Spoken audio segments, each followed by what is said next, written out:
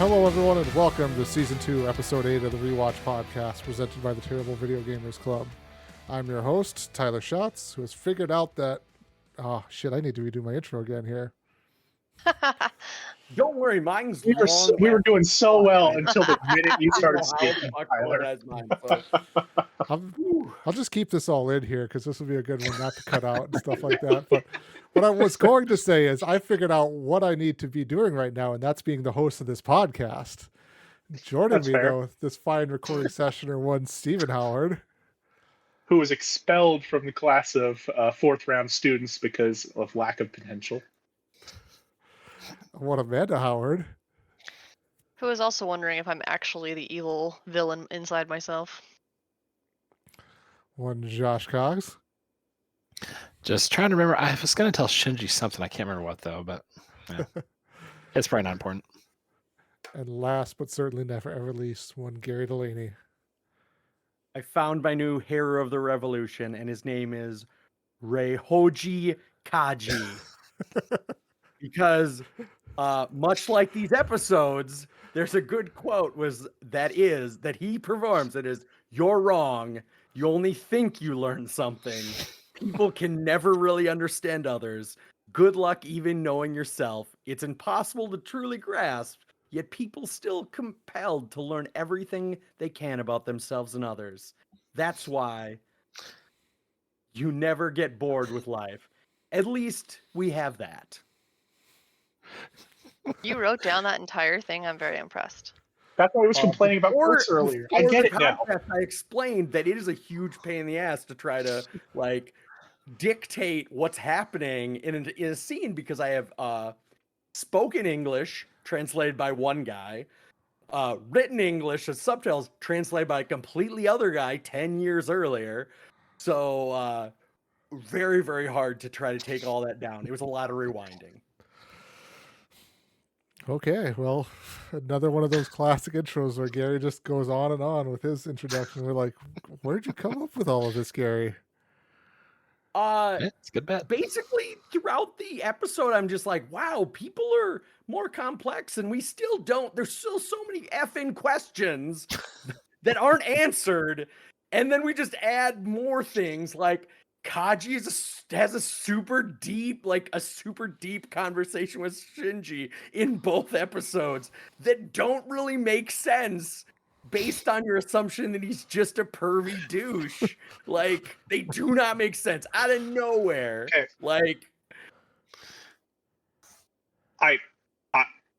I hesitate to say this. I agree with Gary. Kaji becomes really deep and really deep and in a way neat, philosophical and neat in these episodes, in a way that he's just a pervy weirdo everywhere else, and he still says some pervy weirdo stuff in these episodes. But I will go into it. Like the scene when he's just gardening while everything is being destroyed all around him, just because where do you want to die when you actually when the world ends? And it's like, the world's ending all around him, and here he is out watering his melons. That's where he wants to be. This is the second place to be, aside from boobs. Right, yes. He still manages to slip that line in there, yeah. Yeah. I mean, still, it's proof that he's not a clone, but also, Gendo, went off the effing rails. I assume that he was just a dick. He is a fucking Bond villain, no consciousness, just let's get to the objective. A human life is irregardless. Regardless. So before we delve too further into this, where are we at, JC? We are discussing episode 18 to start off with, at least. Yeah, ostensibly, yeah. Supposedly this is about episode 18 to start. Yeah. Anyway, episode 18, Ambivalence or Life and Death Decisions.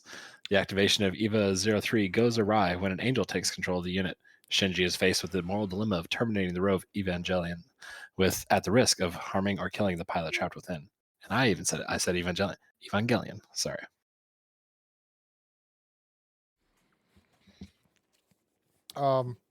The only thing I want to start off with is we get to see Pen right away. So always fantastic. Amanda, do you want to take off with this one? Absolutely. My favorite thing was I hadn't watched the episodes yet when Gary, who had watched the episodes, texts the group and goes, "Just watch the episodes, WTF." And I was like, okay, great. So I'm in for something fascinating. Sure. I'm watching these at work, okay, on my breaks. And I'm coming to the conclusion rapidly that Gary is totally right. And at the end of episode 2, as I literally was walking back to my desk, I was like, someone's tried to stop and talk to me, and I was like, what?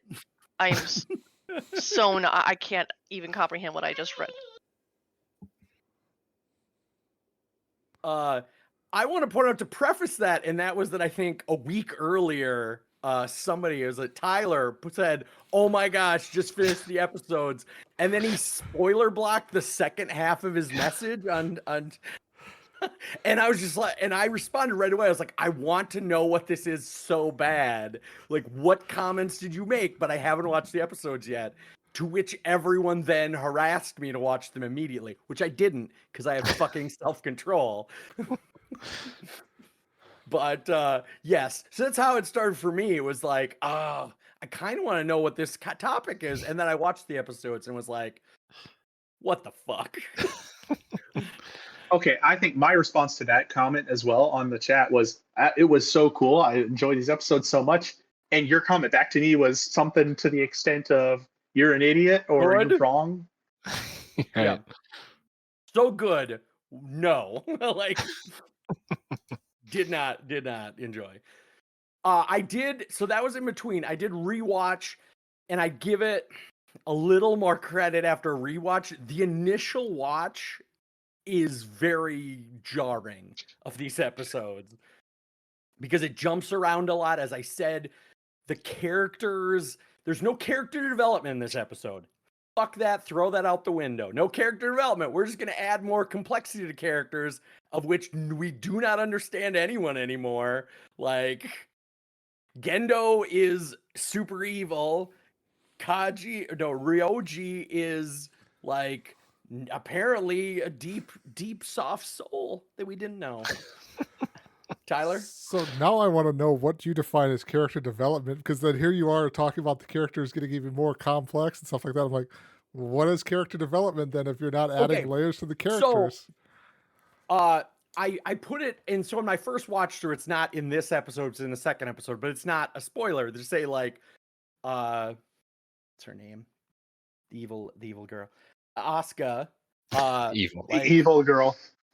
Yeah. Evil. I was like, I put it, it's not a spoiler. It's like Asuka, super competitive, but not yet explained. Like, teased at maybe in like episode 5 or 6 when she's introduced. Like, assuming we're gonna get some backstory, explanation of what happened to her. Why is she the way she is? And it's like, nope. We're just gonna make God, she's super philosophical, and she's still a competitive, mean person. Like, at a point when like I needed something happy to grasp onto, and Kaji's it. He's the nicest, most likable character in the episodes.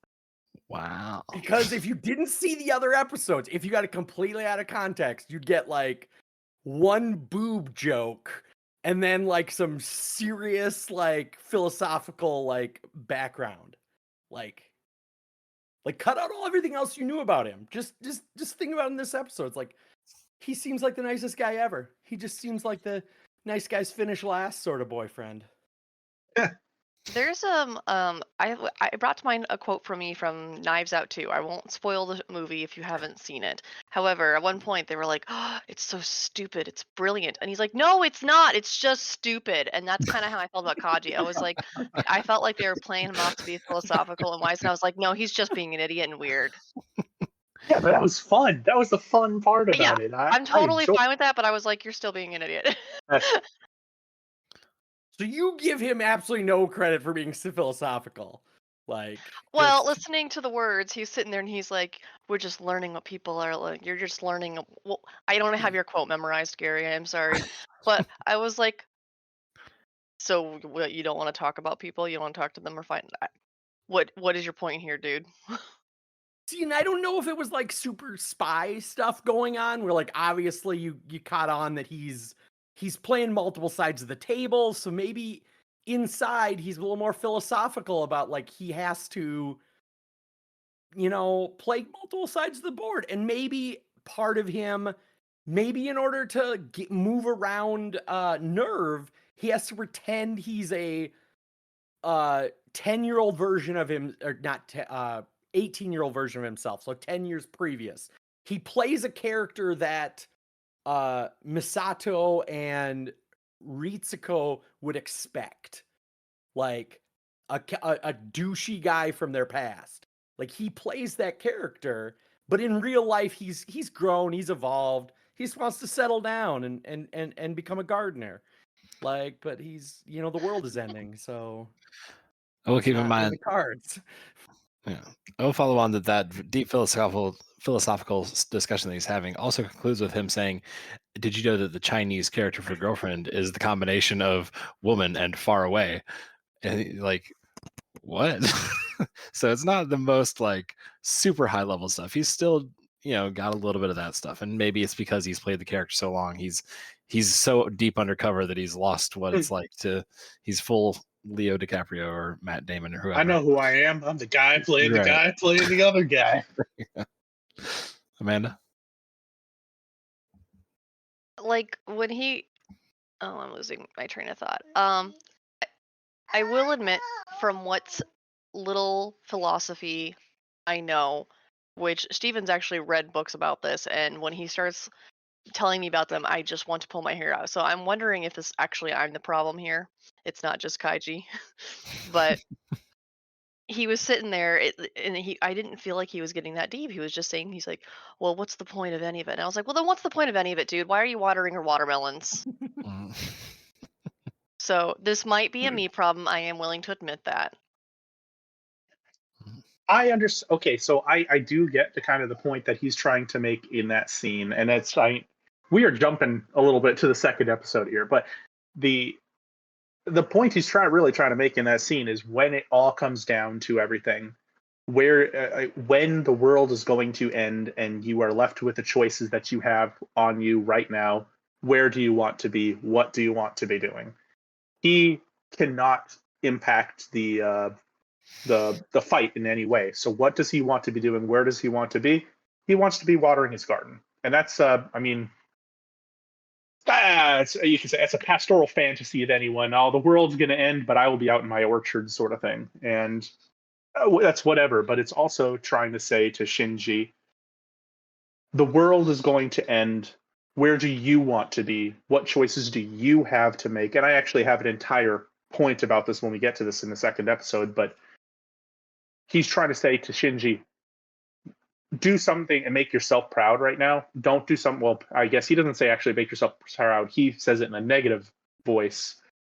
Don't do something you'll regret. Which I don't know how you regret anything if the world's going to end. The garden scene is not really a major spoiler. It's just like, anyway, but yeah.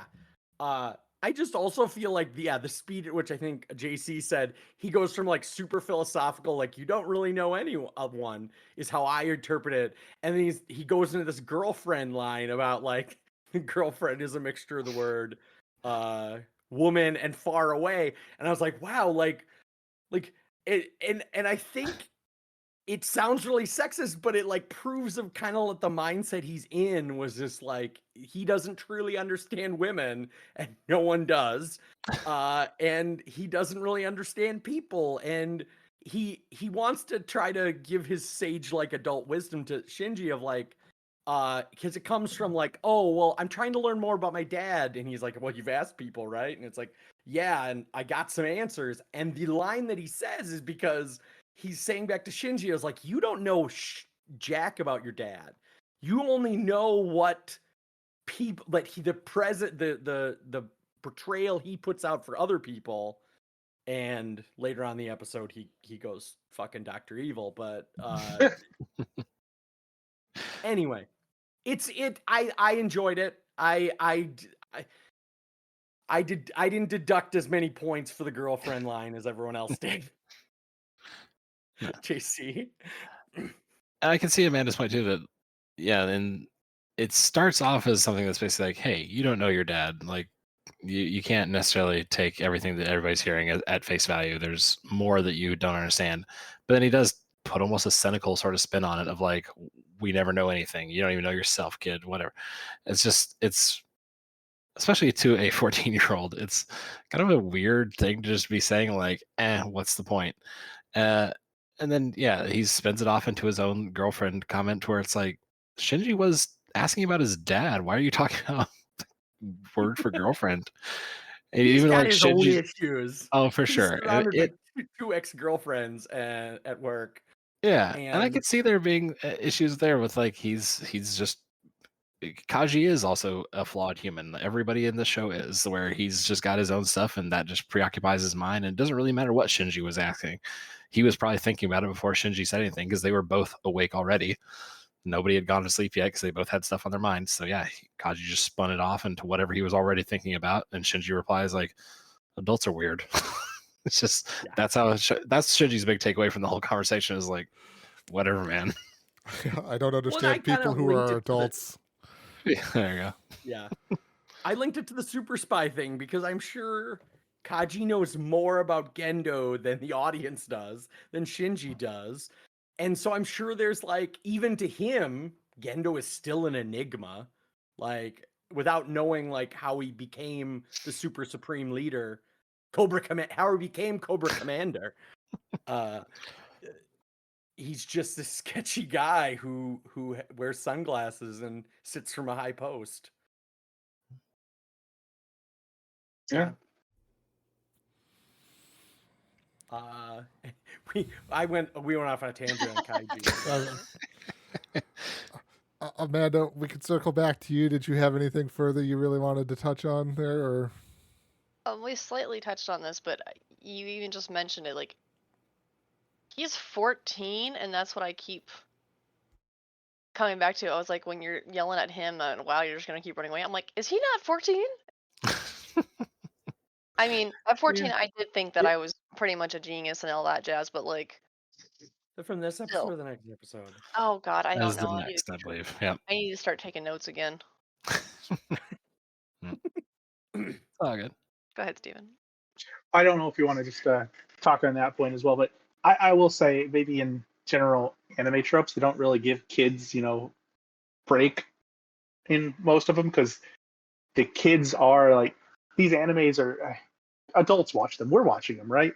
But they're kind of made for younger adults or younger kids at the time or stuff like that.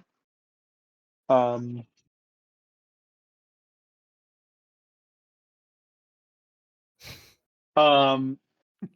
they're made for kind of like kids or for adults, younger adults, and you are expected to have some sort of sovereignty over your life at the age of 14, of 13 or 12. Like, you never have anime heroes that are like, what, I think Masato's supposed to be maybe like 28, and she is basically an old woman in this show. So 14, you have a little sovereignty over your life, quote unquote. I would say, especially these 14-year-olds, like they are effectively soldiers in a war at this point. They are, the enlisted 16-year-olds that are actually fighting in World War I. Like you're not going to treat them like a 16-year-old. They're just a fellow soldier for you. And so, even though there are definitely still things that, like, if you're with your 14-year-old soldier friend and he's saying, "Hey, I don't really understand my dad," that's probably not the time to be like, "Oh yeah, life's hell, kid." There's it's true, and he probably gets that in ways that you don't even. But it's just context, Kaji. Especially as a super spy, you're probably good at reading a room. But yeah. Also, like another minor spoiler for the next Kaji episode. is that you find out that maybe he gets he's not so good at the spying. They're figuring him out. So maybe he just knows that he's at the end of his rope and he's just like, ugh, whatever. I did all this spying and the house of cards has fallen down. Like, ugh, whatever. I like to point out that I said he wasn't a very good spy earlier when he was found out by everyone around him.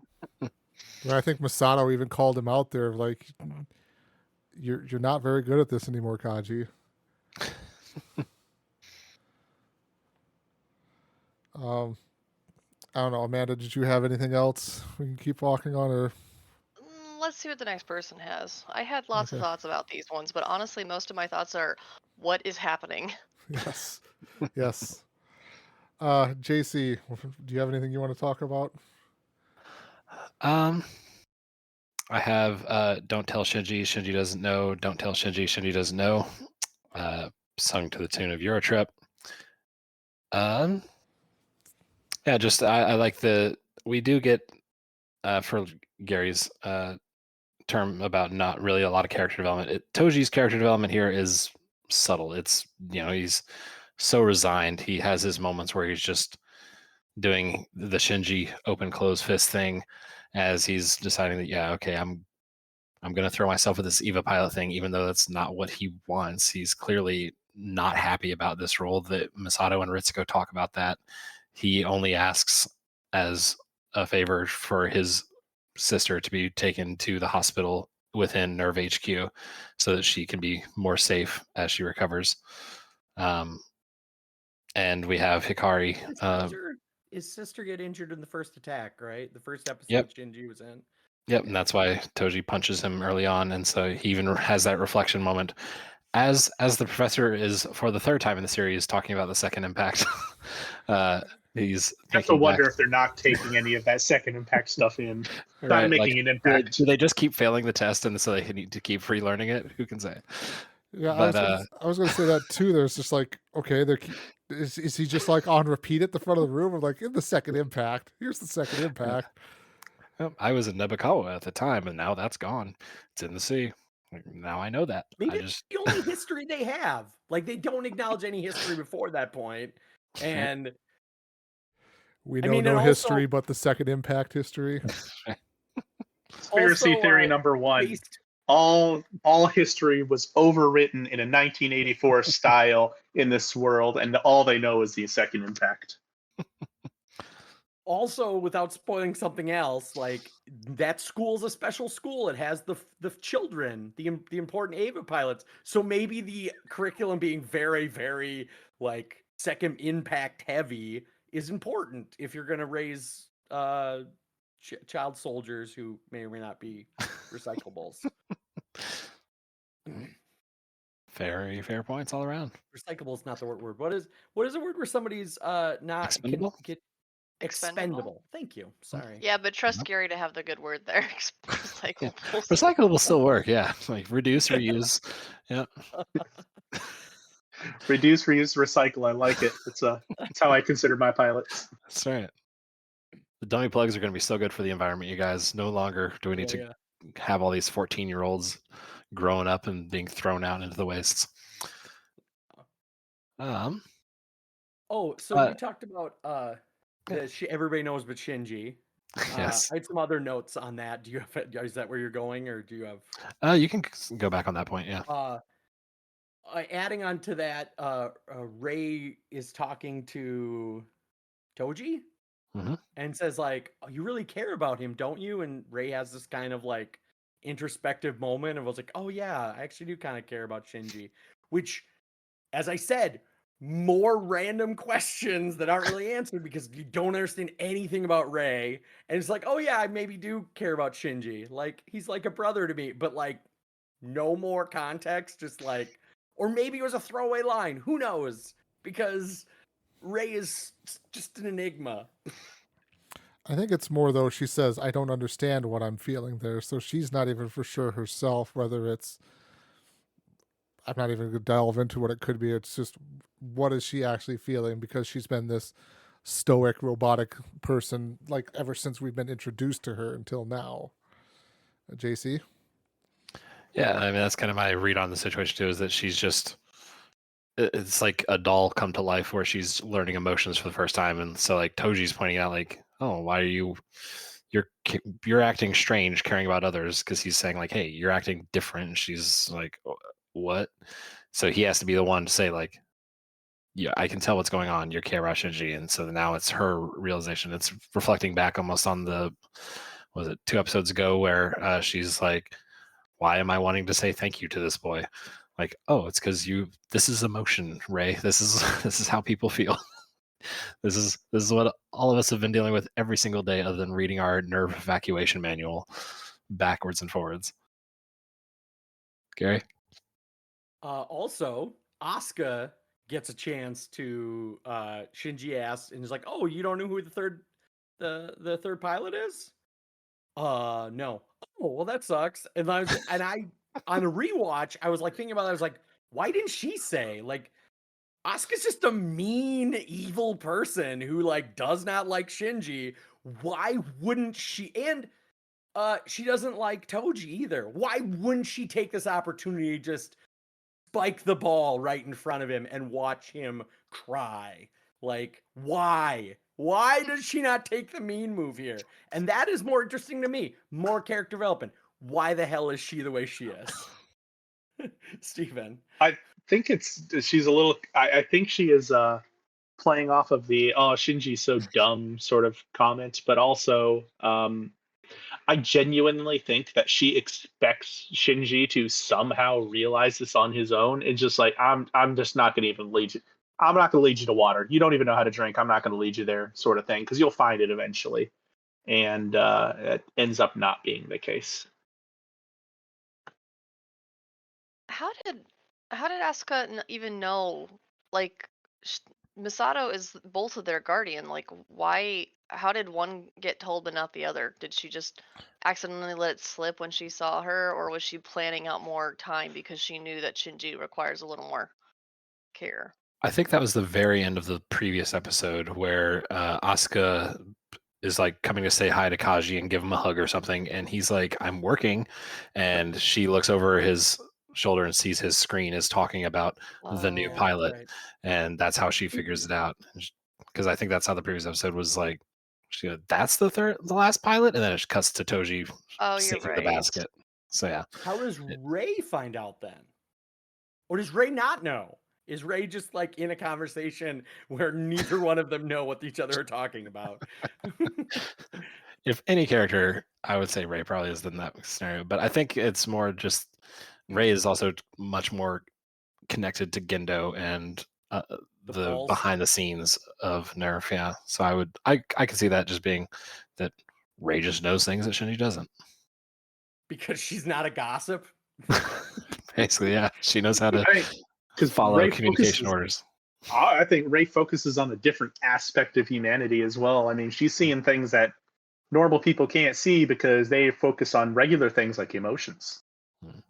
So for her, it's a mission critical item that like she needs to know who she's working with, and it's not top secret in that regard. Like, you're gonna have a new coworker, like, here he is, like, try to find out what you know, what his strengths and weaknesses are, like. And it could be even too, like Steven's saying, like, because of the lack of emotion, she's able to pick up on the signs that other people, like Kensuke and Shinji, are even talking about, like, I wonder who the new pilot is. It might be Toji. He's not in class today. And they're like, nah, not Toji. He would have told us. And Ray, without emotion, is like, there's a new pilot being tested today. Toji's not the only one not in class. It's Toji. Done. Figured it out. You know? But yeah. Also, who knows how many other pilots she's seen circle through this process? So she might know what a pilot look like, a different range of emotions when people find out that they get this gift, this role, this opportunity. That she kind of sort of, as you said, knows the signs. But I just was surprised Asuka didn't like just be a mean evil person and just watch Shinji. And maybe she's not as evil as we think. I still think she's super evil, but maybe they're trying to pretend that she's not as evil. I don't know. Yeah, I had forgotten by the time it got to me that was the original thing that started this topic. So yeah, I do think that Asuka is putting up a front in a lot of ways, where she is this boastful show off and who is frustrated with everybody, but I don't think she actually is wanting to hurt people in any significant way. So everybody's avoiding telling Shinji because they know he's going to be upset and that he has this tendency to overreact and want to run away and shut down whenever things get hard. And this is going to be a hard topic for him to deal with. And so Asuka doesn't want to cause that pain to Shinji. She doesn't want to be the one to emotionally be there for him whenever he's going off the handle. And so she just says, yeah, I don't know. And yeah, I think that's everybody just basically just treating him a little too kindly, especially after I feel like the earlier episode where he gets a little bit of confidence and immediately goes and decides to launch into a shadow angel and nearly dies at that point. And now everybody's like, let's just be nice to Shinji. Shinji, you're doing good. Keep it up, bud. Nothing to see here, nothing to be upset about. Have fun. And I also think that Asuka isn't necessarily an evil person, but she definitely is brusque, she is rude, and she is very selfish. And that doesn't necessarily mean you want everyone around you to be impacted badly. It just means you want the best for putting it in a very positive spin there, you want the best for yourself. But that doesn't necessarily mean you want everyone around you to fail. And so she's annoyed by Shinji, I think, at certain times, but I don't think she's actively trying to hurt him.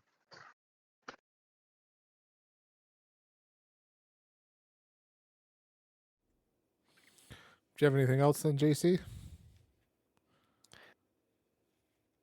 I like the little Hikari subplot, like coming to sort of a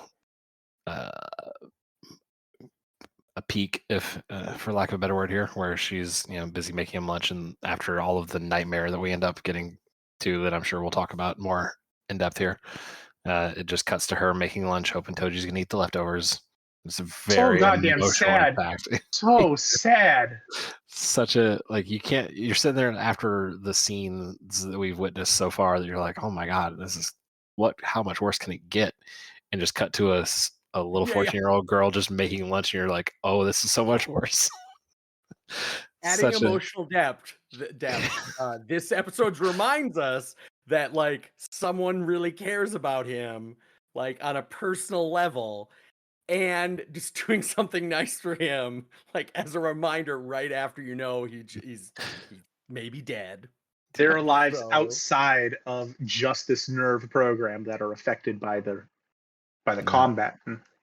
Yeah, and maybe is this the first time we even kind of really see that? Because like we hear Toji talk about his sister, but we never really see the actual impact. Like it's one of the most striking moments because it's really the first time that we're just seeing someone totally outside the fold of NERV HQ really dealing with that, or rather, knowing that they're going to have to deal with that soon because they are at the moment oblivious. But otherwise, yeah, I've got plenty of other notes, but it's all about the big stuff that I'm sure other folks are going to discuss. So, Turn to you then, Steven. What do you have? I mean, we kind of hit all the littler things. There are two major plot points in this that obviously I think we want to discuss, and I don't know if anyone else has something to hit on before we hit the dummy plugs or the angel itself. I have a few things. Gary, you have the floor. At the early part of this episode, like going back to the Shinji doesn't know, it's that there's this conversation with Misato and Shinji where Misato just says, you really haven't caught on to how girls think. And then they both look down, and I was like, I don't know what they're trying to say here, because obviously as the viewer, that there's this secret, it was kind of the big deal. They hinted at it that Shinji was going to be hurt by this, but then also they have very sharp angles when they go to who the pilot is. JC? I didn't pick up a sharp angles. I'm going to have to go back to that. The Masato Shinji conversation to kind of start the episode was, to me, it was just like Shinji both knows that there's, after that conversation with Kensuke in a previous episode, that there's a lot of stuff going on at NERV that he has not been let in on. And Masato knows, like, we've got another pilot. It's Toji. I have to tell Shinji at some point. And so it's just the both of them just kind of like having their moment of like, okay, gotta steel myself for this conversation. And then they both do the thing of like, what? Oh, nope, you go first. No, you go first. And yeah, it ends up being Shinji goes and starts asking about all the other things. Unit 4, second branch. Masato that ends up. sharp angle is right after they both try to speak, and then it jumps to like, imagine like a high security camera view of both of them talking, like a very high angle, like not showing their faces, just like backs of heads, and he's like, "Do you know who the pilot of Unit 3 is?" And it just like, and then the door knocks, which goes to the next point, which was Kensuke just is like running over in a panic because he must have found out there was a new unit and he wants to volunteer. So proof that like the general population just assumes that anyone can be a pilot. Like it's not early on you think it's like they've got some like something in their blood or something in they have a mana or a superpower that allows them to do this, but it's like the general public just assumes anyone can do this. Tyler?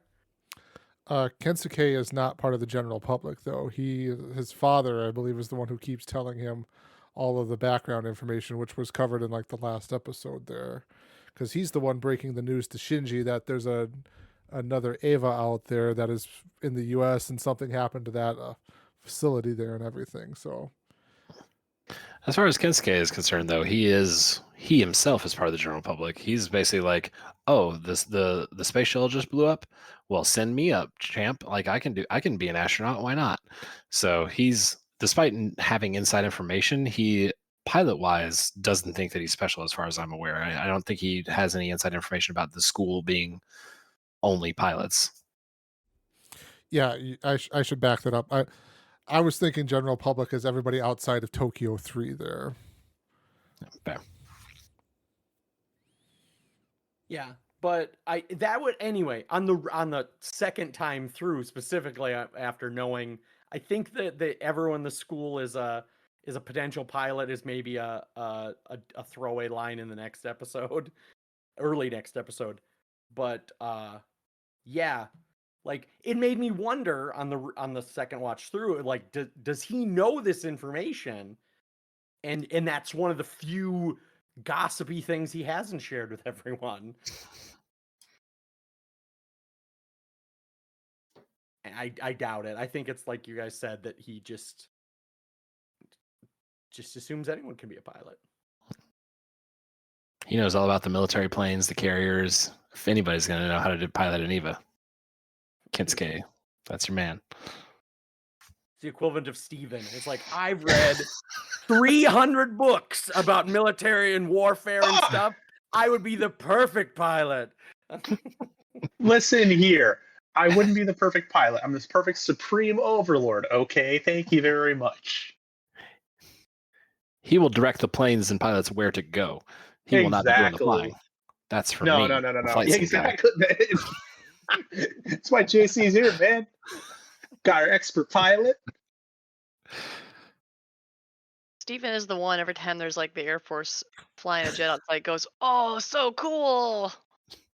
So, I think he's Kensuke. There are a significant amount of people out there who do that when planes fly by. Thank you very much. Not as Yeah. See, yeah. Oh, You did. Jason. No one saw that because you can't see it. Like, hey, could these planes fly a little higher? Because I'm screw trying to that. work here. We have F-35s that fly above us, and we have F-16s. It's really cool. You're slightly closer to the airport than I am, but still. Kensuke. He just identified them. Kensuke. Yeah. South Dakota Air National Guard, Lobos, represent. Anyway. I got my good Steven dig in there. Yeah. That's what you get for agreeing Okay. with him, Steven. Right? No joke. No respect. No respect. Okay, that brings me up to every note I had before the third Unit 3 or Angels in this episode. Did anyone have anything else? Otherwise, we can jump back to Steven for all Angel and Unit 3 related topics. You can kick her off. Well, I guess, yeah, to start with then, I mean, my first question for everyone is, how do you think an angel infiltrated the EVA program? Or did the angel infiltrate the EVA program? Or is this like, is there something different going on? Is there something more, how did the EVA become an angel? Some of the angel questions really hinge on what you know in the next episode. That's though. what I was Sorry. literally going to say. I'm like, I feel like these really tie the two episodes together because I had thoughts during the first one, and then the second one I was like, oh, well, that's some of Steven, the... limit yourself to this episode. I guess I was limiting assume- myself to this episode when I was watching this. When I was watching No. this, so no. No, because your No, 'cause question you've was actually like, seen the whole series. I don't allow you to say that you're limiting yourself to this episode. But Like, okay. So when I'm watching this, what I'm thinking is, first of all, this thing just got over here. How the frick did it turn into an angel? And or is it an angel? It looks like it just went berserk, almost like what Shinji's did. But then it starts bleeding its armor onto like Rey's, and they have to eject the arm and all of that sort of stuff. It's concerning to me, and it's confusing to me how they didn't recognize that this was an angel before they put a pilot in it, or while it was in the angel was inside of NERV, or all that sort of stuff. It can be baffling. So yeah, Tyler. I was just going to kind of add to that here too. Masato does call out, like, how did an angel take over an EVA there? So there is that kind of questioning, and I don't think it's actually answered in this episode of how that happened. I would assume, just based on this episode, that it's a biological virus or a symbiote similar to Venom that infiltrated into the suit and took over it, because that explains the liquidy mud gel thing. Explained. because we'd seen that liquidy kind of infection thing before, so that wasn't too shocking to me.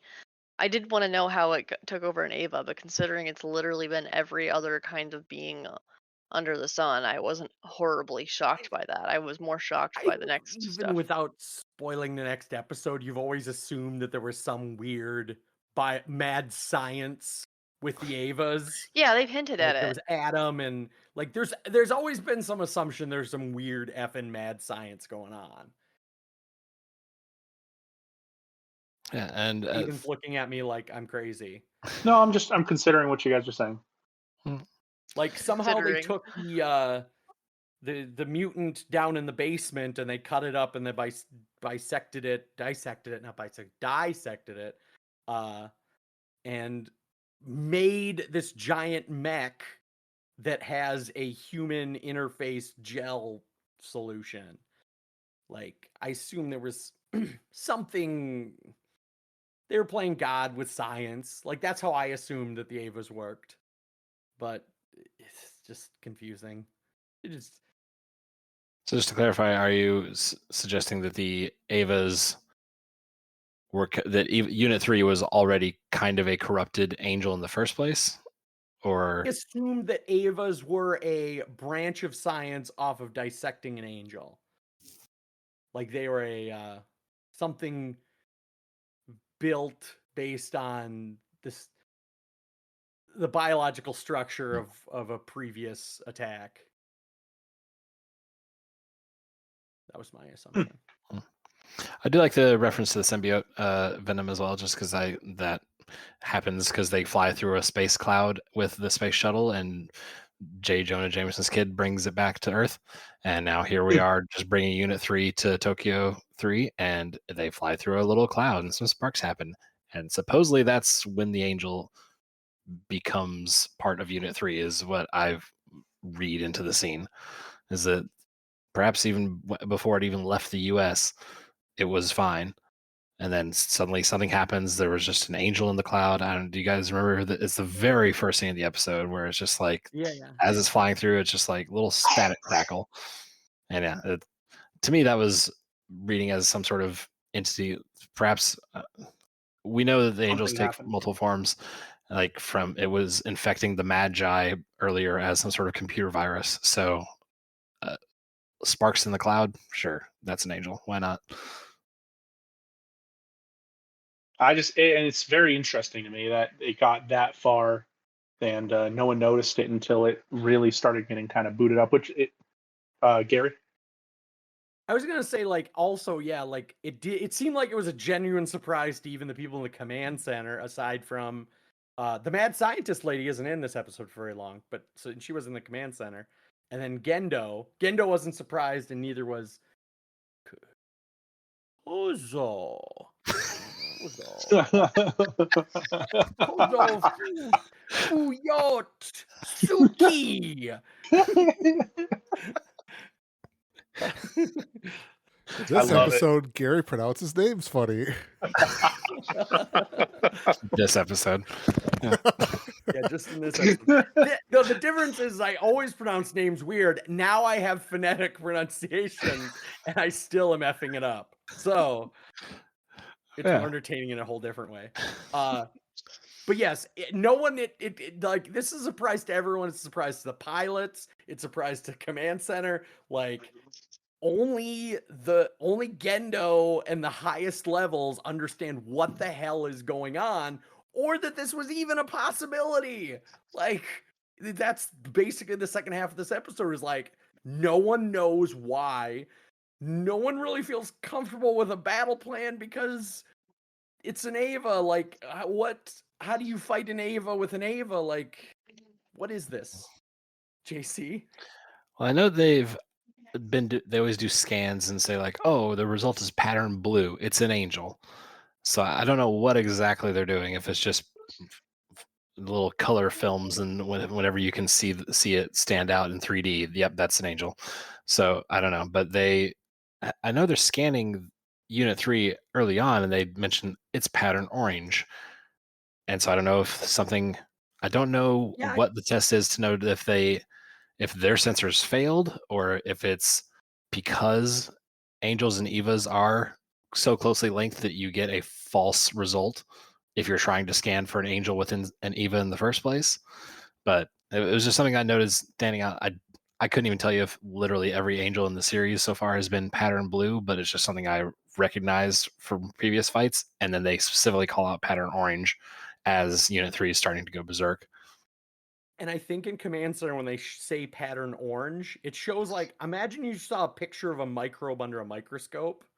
Like, that's what it was, like, this weird, like, snake-looking thing, like. And I was like, oh, well, that's maybe it's some biological. That made me think it was something biological agent or something. Was that the sync when the sync was going out of sync? About that time. Before they announce it's an angel, they'd say, like, oh, it's code orange, and then yeah. Yeah. Also very cinematic storytelling, like the fact that Asuka is going to immediately say who Unit 3's pilot is, and then she just gets, like, the radio dies, which on initial, like, second, I thought to myself, oh, well, that's Command Center muting her. Like, no, she just got murdered, so whatever. Well, also Rei and Asuka get just taken out like nothing. Just, I mean, barely even in the fight. It's impressive that Shinji is able to not die immediately for how fast those two were taken out. You know, I also had the thought while they were fighting is that these characters lose a lot of arms in this series. So I feel like that's why they made the arms detachable, so that they could have a better chance of easily repairing these later on. Yeah. Also, is it the other two were being adversarial? They were being aggressors, where Shinji was just, like, hanging back and, like, trying to analyze the situation and didn't really want to take action, whereas the other two probably just attacked. Rei because she has no emotions or thoughts and she just does what she's told, and Asuka because she has to win. I thought they were stationed where they were. Yeah, I remember Misato putting them where they were. Yeah, it was like Asuka was first line, Rei was second line, but Asuka is in the middle of talking to Shinji, which of course she could also be trying to fight because that's just her thing. It was just like in the middle of a life or death situation, be like, Shinji, you idiot. Then Rei like lets the angel walk past for a while and is just watching it before it does that incredibly creepy like backwards leap in the air and landing on her. So I don't know if like that passivity was something that it noticed there and let the situation progress until it sensed Rei was a threat at that point. And then yeah, I could potentially the Shinji being more passive could be why he lasts as long as he does, really. You guys notice that omnipotent? It's telepathic. I did notice that guy. I don't know who that guy with Commander Ikari is, what his title is, but he was trying to tell them to dial down the neuron, basically the sensitivity, so that Shinji wouldn't quite feel it as hardcore when his arms are cut off. Is it? It was when he's being choked. Yes, Gary. I feel confident enough pronouncing the names that I don't have it in front of me, but now I feel like I need to go back and look at it to make sure I didn't like just mangle this dude's name. Makoto Hyuga. Well, I guess. No. So, go ahead. No, go for it. I was gonna say, so the first moment, because Misato and Ritsuko are incapacitated from the blast as soon as Unit 3 goes berserk, and so Gendo and Fuyutsuki take over. So the first part is whenever Gendo tells Maya to take off Rei's arm, to blow the arm, and Maya says, oh, let me sever the neural link first. And he goes, nope, just blow the arm off. And so Rei feels the arm get blown off and is basically incapacitated at that point, not from the angel, but because she's horribly in pain after Gendo caused her to just be out of the fight. And then, yeah, at that point, then after the angel is then choking Shinji, Fuyutsuki says, nope, lower the neural link so that Shinji isn't actually getting choked out. And he's like, nope, Shinji, why aren't you fighting back? Just a cold, cold scene. It's harsh. It's not a good scene, but I love that scene. And it to be a little brutal, it sort of makes sense because it's that connectivity that allows them the interface with their EVAs, right? So they're more functional when they have that high, what is it, connectivity? I can't remember exactly what it's sync rate sort of thing. Thank you. The high sync rate between them, and he doesn't want to dial back that sync rate because then you're going to be a less effective fighter. And that sort of makes sense because you become a less effective fighter. You're already being choked out. You're just going to die even faster, right? That being said, I don't think that's exactly why he does it. He wants to force Shinji to keep fighting harder, and I do think he doesn't care and we'll get through this a little bit. He doesn't care about the pilots at this point anymore. He has, as we see after the sync rate thing goes on and Shinji says, I can't kill another person, there are other means to pilot these EVAs, and that is what he will go with. Gary. Conspiracy theory number one. I regret this immediately. Somehow disconnecting Rei's arm made it so that the monster would stop attacking. Like, somehow the fact that she was in pain might have made the angels think that she was playing possum. Like, just, she was already dead. She was just like, I'm dead. And so then the angel went on to the next target. That's my conspiracy theory. It's not very complicated. I could honestly see that. As she takes herself out of the fight, she's so injured and hurt that she's no longer a threat to the angel, and so it moves on and goes towards Shinji. But that's kind of like a second tier effect, right? That's not like why if Gendo said to do if it. Gendo knows that if she like numbs it and then takes the arm off slowly and she's still trying to fight, that Rei will fight until she's dead. She'll just be like the one-armed man, one-armed, one-legged man, just trying to get into a boxing match. So maybe it was just the most efficient way to keep his resources.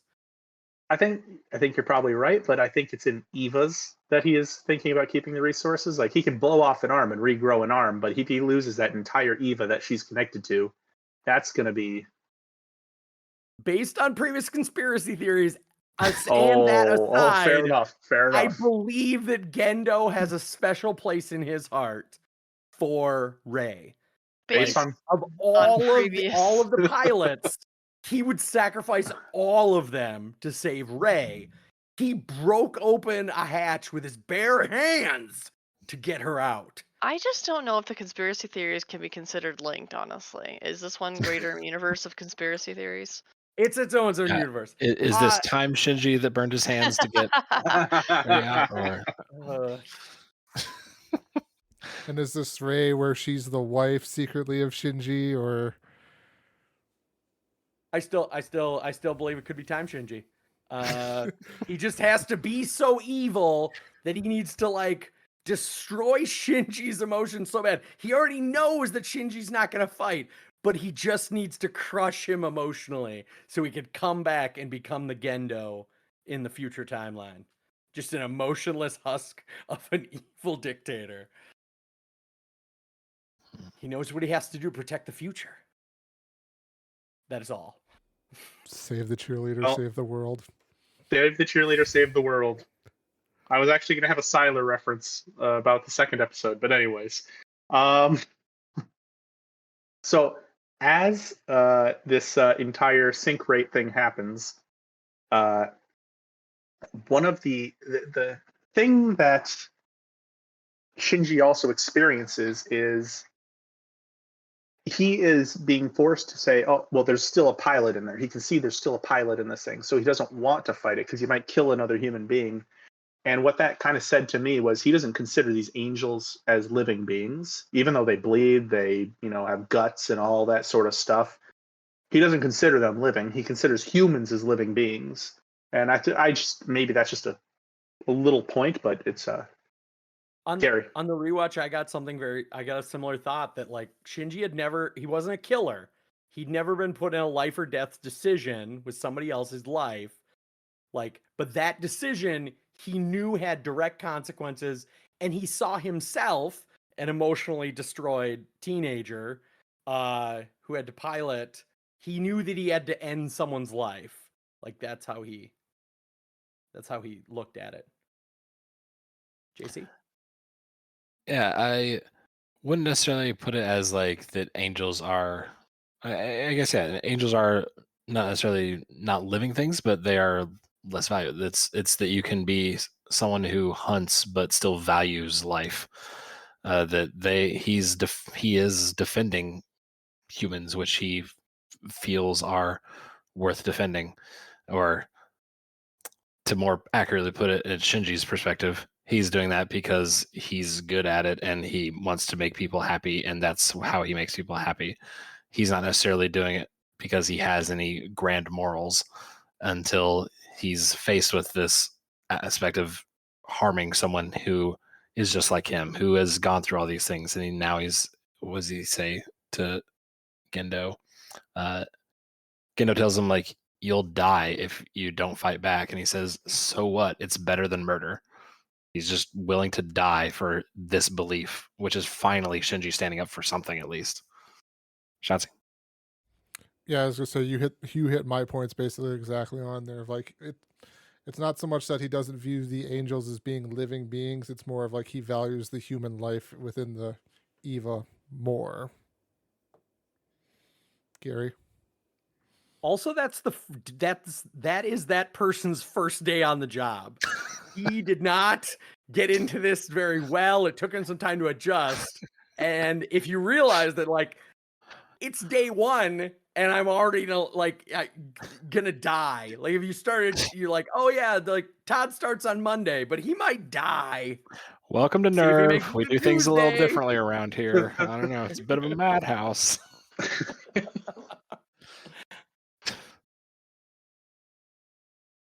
Anyway, I just thought that was funny. Is like when you think about it, it's day one. Like it doesn't even. Just got done filling out the HR paperwork. I don't know Yeah. if you read his OSHA manual. No. Still has a couple Where's safety videos guy? he has to watch. Where's safety guy Nick when you need him? Yeah. Not being very safe. Well, and then so that entire portion about Shinji not wanting to murder anyone then jumps us into the dummy plug. And the dummy plug, I believe we mentioned on the last couple episodes, they keep talking about this dummy plug, but they've never actually told us what a dummy plug is. And we find out what a dummy plug is this time. And it is basically a replaceable pilot. They have downloaded the neural networks and all these sort of sync rate things and all this stuff. They think they can duplicate Shinji or Rei or Asuka and pilot these mechs without the actual pilots, making the pilots disposable or replaceable, as I wrote down. I didn't write disposable. Yeah, recyclable. Thank you. They're recyclable. Reuse, recycle, guys. But it is, the mech gets shut down. You can see Shinji trying to move the Eva while he's in it, and nothing's happening. And what I found very interesting was that this neural sync and all this sort of stuff that they get from Shinji doesn't pilot the Eva like Shinji. It pilots it like Shinji when it goes mad. It goes savage. And it's savage, and that was the word that I came up with for what goes on. It savagely dismembers Unit 3. Absolutely bloody, gory, horror, and you just watch it. It's bloody horror gore, and it is makes you wonder about those dummy plugs. Gary, You said savage. I say psycho. You went psycho. Similar. That was all I had. Is like I also made a note that like it just went psycho. Like it just like light switch popped. Immediately like epic blood red screen in a video game, like murder mode, rage mode, whatever you call it. Like just like it is an intense scene. Yeah. The buildings, like it's intense already, but then like the scale of the gore is captured very well here. It's very much. Yeah, like the river literally runs red. Yeah, like an actual red river. It shows you a 20, 30-story building, and it's just got a blood streak up the whole thing. It's intense. It's disturbing, and the whole time is Shinji fighting. Like it cuts to NERV HQ, and they are just aghast watching it. Like this is the dummy plug, and then you hear Shinji's voice start to come over the radio, screaming like, "No, no, Father, what did you do?" It's a lot. And it gets even worse at the very end because the dummy plug picks up the capsule with the other pilot in it. And I mean, at this point, let's be honest, the Eva 3 is dead. And Shinji's like, stop it. There is no reason not to stop it at this point. We keep trying to, I guess, rationalize what, what's his name, Gendo is trying to do here. There's no rational reason to let the dummy plug crush the other pilot. I don't see any rational reason for it other than to prove a point or to be as brutal as possible or maybe some psychological factors. But where we're talking about how much he loves Rei or how much he, values X, Y, or Z, I don't get any of that from that scene. Gary. I would say it's one step short of a conspiracy, and that is that whatever is controlling it, like, has no value in the pilot. Let's say that its dummy plug is designed to replace pilots, and it knows that if there's no pilots, it gets to take over. That's why it kills the pilot. Oh, we're adding a Matrix layer into our Evangelion. I like it.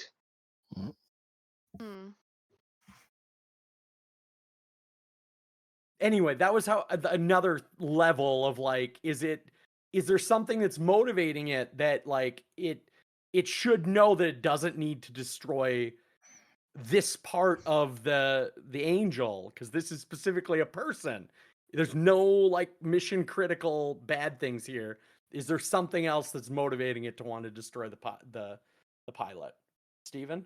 Well, and that's why I wrote down savage when we come to this scene. It's not just killing the pilot, it's killing the Eva. It's trying to kill the pilot. It's trying to kill every last portion of its enemy, or what it perceives as its enemy, and it's doing it in the most savage way possible. I guess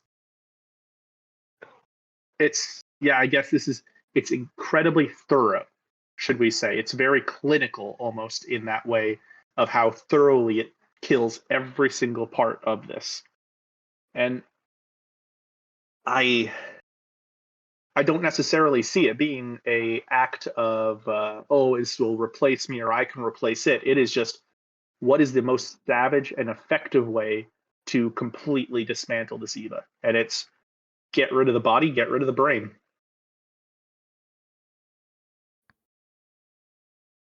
I don't know why Gendo lets it happen. That's still something. Gendo, other than the fact maybe to show the viewer, dummy plugs have made pilots replaceable. Gendo's willing to kill the third child, fourth child, the fourth child, children, whatever you want to. Fourth children, for the sake of just having his dummy plug do its thing. Children are expendable now. That's cool. Might as well drop a bomb on it. Chasing. And it's a bit. Gendo's motivations here read a bit to me as that showing that these dummy plugs, that's all we need. He's confident in that. It also reads to me as just further punishment for Shinji. Your inaction causes this, Shinji, and so if you didn't want this to happen, you should have fought back. You should have been in control of Unit 01. You're not now. You get to watch this happen. This is your fault. To me, that's entirely Gendo's rationale of everything, starting once this dummy plug situation goes on. That whenever he's talking to Shinji saying you should be fighting back or else you're going to die, at that point Gendo loses all respect for Shinji and is just here to punish him at that point. Oh wow, that's real deep. I was just gonna ask, like, do they maybe not have a good shutdown procedure when it went into like rage mode to try to take back control and like shut down power and kind of power down? I don't know. It snaps to Gendo's face during that entire scene, and he does not look like the person that's going, we should shut this down maybe. He's like, yeah, baby, this is what I like. Chantilly lace and a bloody face. Conspiracy theory number 2 is that Gendo allows it because this is the test run. This is the live action like test, and he wants more data. He wants more more product improvement, and he can't get that if he like shuts off the test partway through. He needs to like run the full cycle of the test, bring it back to base, shut it down, do some analysis, crunch some numbers. Like, is that why it keeps going on? Because he's just totally worried about product improvement. That he needs the to ultimate like, development team. See what happens. Just see what happens when you let the dog off the leash. Like, the experiment requires that you continue, please. Oh no. I know what that's from. Oh. What is that from? It sounds. It's an old psychology experiment where someone is tasked with answering someone in another room questions, and if they get the question wrong, they're supposed to hit them with an electrical buzzer that shocks them. And it's not actually connected, but the person on the other end just keeps screaming and screaming and screaming, and they're supposed to dial up the intensity every time. And the guy says like, hey, that guy's in pain, you really want me to continue? And the only thing the researcher is allowed to say is the experiment requires that you continue, and is to see how far the person who's the actual subject will keep going. Will they fully kill someone just because someone with some semblance of authority tells them so? It was a experiment closely. It was a psychological experiment closely made to kind of find out the reason why very normal people in like Nazi Germany would end up just killing Jews because people in authority would tell them to. Well, what is the psychological experiment had a lot of issues with it. Let's leave it there, but I do think it bears some merit. But the point being is that the experiment requires that you continue. Okay, I approve this message. That was. Oh no. Any other thoughts? Otherwise, my last note was that I ended the episode on was talk about emotional damage for Shinji. I think we just added more and more layers to it because that's sort of how it ends the episode: is him just emotionally damaged, watching someone be murdered in front of him, and then it's like, yep, cut to credits. I almost could feel the like I can't exactly feel how it would feel to be him, but the idea that I could put myself into his shoes where he is in this mech. I am in a car. I am in some sort of vehicle or something like that. And I have nominal control over it. But then someone takes control over it from me and decides to run over people in front of me. And how would that make you feel? And I wrote down forces you to kill someone. Because even though it's not you driving at that point, it's you in the car and you still believe you kind of have some control over that car. And so I feel like it'd be a very incredibly hard thing to bear, even from a psychological experiment standpoint, if we want to go talking about that. Also, if he has firsthand, if he gets a in-person view of it, like he's the one jamming the knife into the guy's chest. Yeah, because as Masato is kind of on the comms, like fresh out of the rubble, she's like, "Oh, now I got to tell Shinji." And so as she's on the phone with him, he's just sobbing to Masato, like, "Miss Masato, things went bad. I killed somebody," is what he says. He accepts the blame for it, even though as it was happening, he was saying, "Father, what are you doing?" But now it's his fault. He's already internalized that guilt, and then that's whenever he realizes it's Toji, and you get his eyes narrowing, and then that scream to cut to credits. So yeah. Shinji got damage.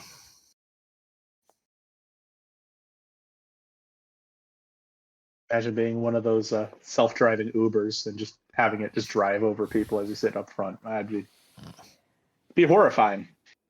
It's done the whole experimental cost there of like, well, do you take one life or do you take 3 lives there with this turn? Choo choo. Exactly. All right, do we have anything else to kind of touch on for this episode? Steven's holding up a cat to the screen there. For my daughter, thank you very much. Okay. Well, I think we're getting the thumbs up all around here to move on to episode 19 there. What do we got, JC? Episode 19, Introjection, or A Man's Battle. Shinji, furious at his father for the orders given in the previous battle, resigns from NERV, but as an angel lays waste to the Geofront and the other Evangelions, he begins to reconsider his hasty decision.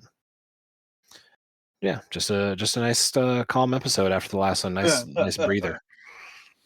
So it's like a subtle opening and everything like that. It just reset everything and nothing major is happening.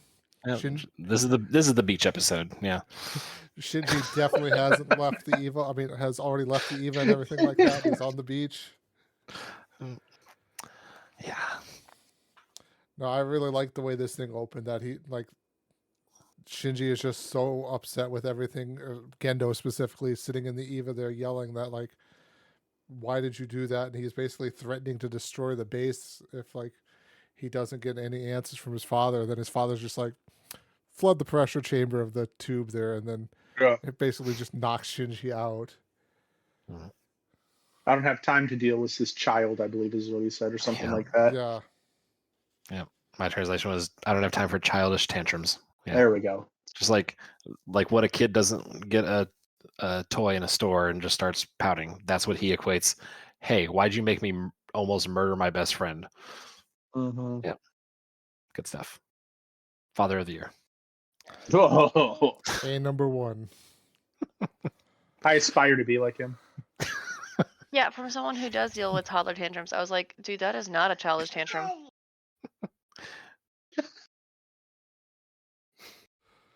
No, definitely.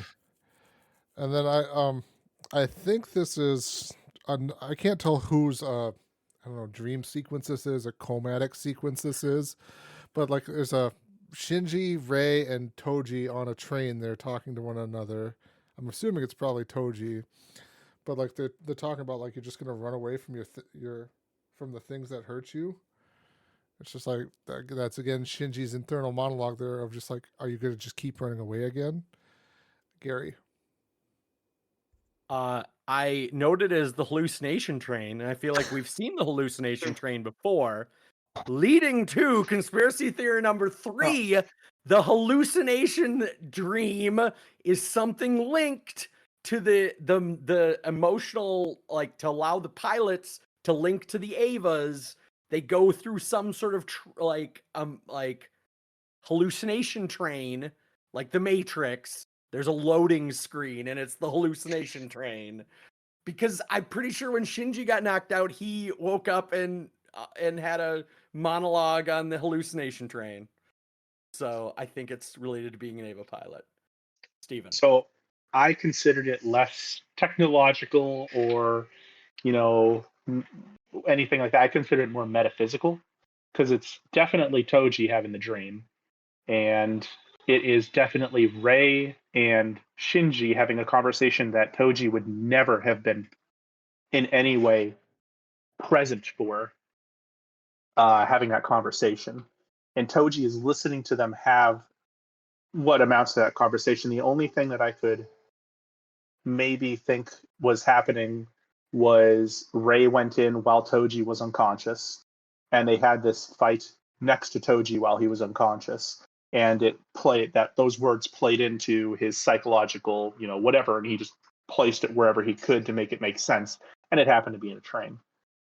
But other than that, it seems like more of a metaphysical thing. And I feel like this show starts delving more into the metaphysical and into the psychological and to the philosophical moving forward here.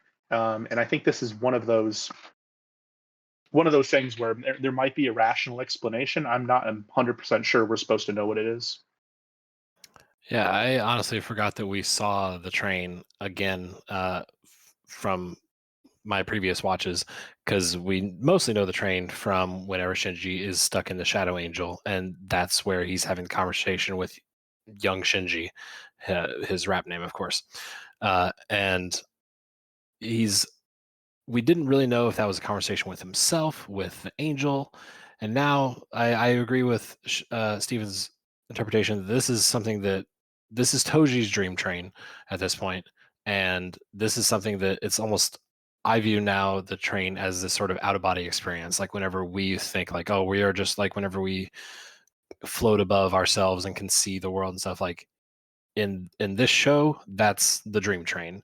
And so Toji is on the hospital bed. Shinji's next to him, we've already established. And so Shinji and Rei are having this conversation about Shinji's future with the program. And Toji is seeing this, even though he's in some who knows what state of conscious. And so that's how we are seeing this, because even Toji is like, we understand the words that they're saying, but Toji is saying, what are they even talking about? It's like he doesn't even understand the words that they're saying. So I haven't fully had a dream train before, haven't we? I thought it was when he was talking to his mom or a younger self. Yep. I swear there was a dream train. Yep. Yeah, so I haven't yet made the connection to myself about like what that means for the dream train in that previous episode, because it's whenever Shinji is in that shadow angel and losing oxygen. So if we're establishing that Toji is having an out-of-body experience and hearing a conversation that Rei and Shinji actually had, then what was Shinji hearing in his dream train? Is that an actual external voice at that time from the potential angel, from the Eva? Who knows? But yeah, that's for me to keep mulling on as we progress through the podcast.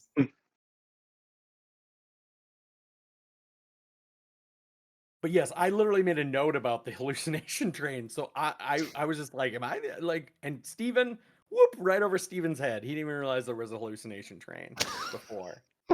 What? Jeez, Steven. Do you even pay attention to the show? God. Yeah, do you even pay attention? Like, I don't know what's happening thought anymore. that it was on a train, and I was like, this is significant. This is some like hidden backroom like subplot that's supposed to be happening, is the dream train. Like, but why because didn't the I? crazy conversation with his mom happened on a train too. But okay, but when did I say that? It wasn't important. You said you didn't remember the dream train, I thought. I don't know. Yeah. Anyway. I will say before we move on from the dream train, one exchange of that Rei and Shinji conversation that I really enjoyed is Rei saying, "You're just going to run away from the things that hurt you," and Shinji says, "So what? What's wrong with running away from hurt and pain?" I think that's a valid fucking point. It's if all you're doing is just hurting yourself and dealing with pain, like something needs to change. I agree with Shinji on that point. Steven? I think that's I don't want to comment on the validity of that at all, because I haven't actually thought about that too in depth quite yet. What I was going to say, I was going to comment actually on the translation. The Japanese version does have "runaway." The English version, like the English dub, has it's not "runaway." It's something else. It's I can't remember exactly what it says, but I specifically noted it that it doesn't say "runaway."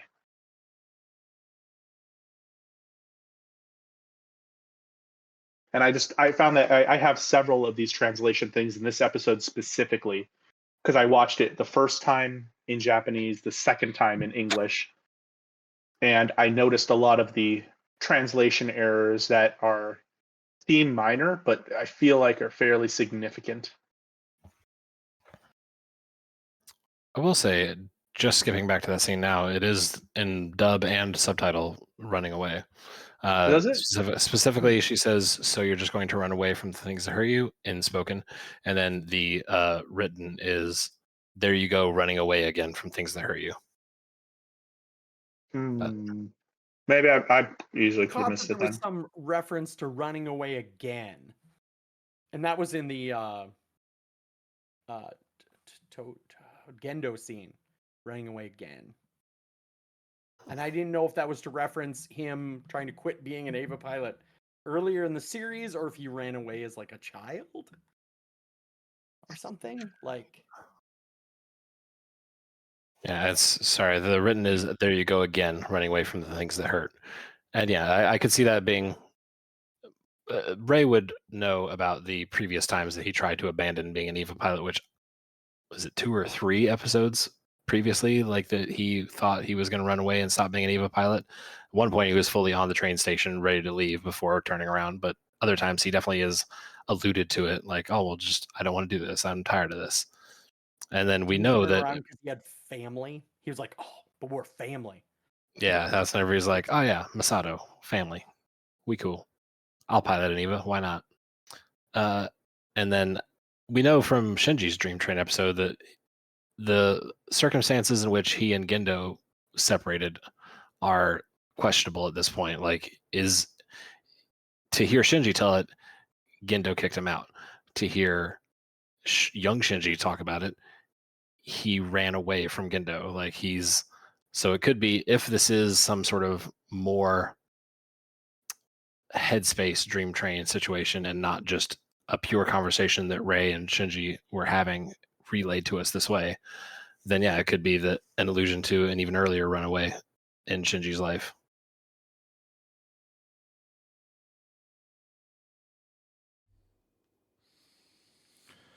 Yeah, and with all of the dream train there, Shinji decides to yet again quit NERV and leave.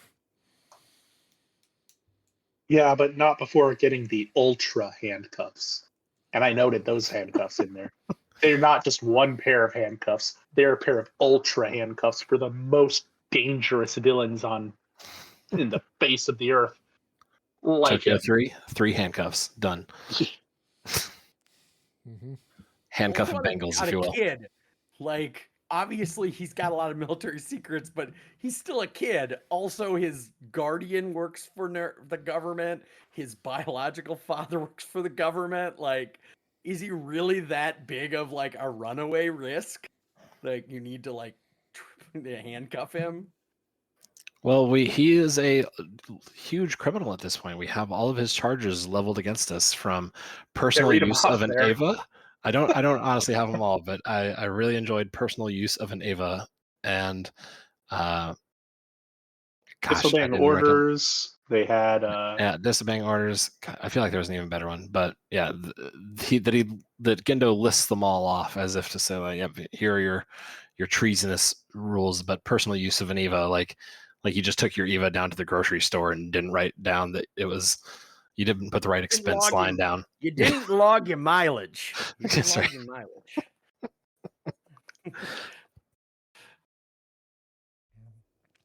Yeah, that whole scene with Gendo is fantastic. There of it's bizarre.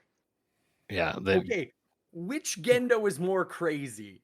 Like episode 18 Gendo, where he's like, just let him like rip off their arm, or this one where he's like, just get out of here.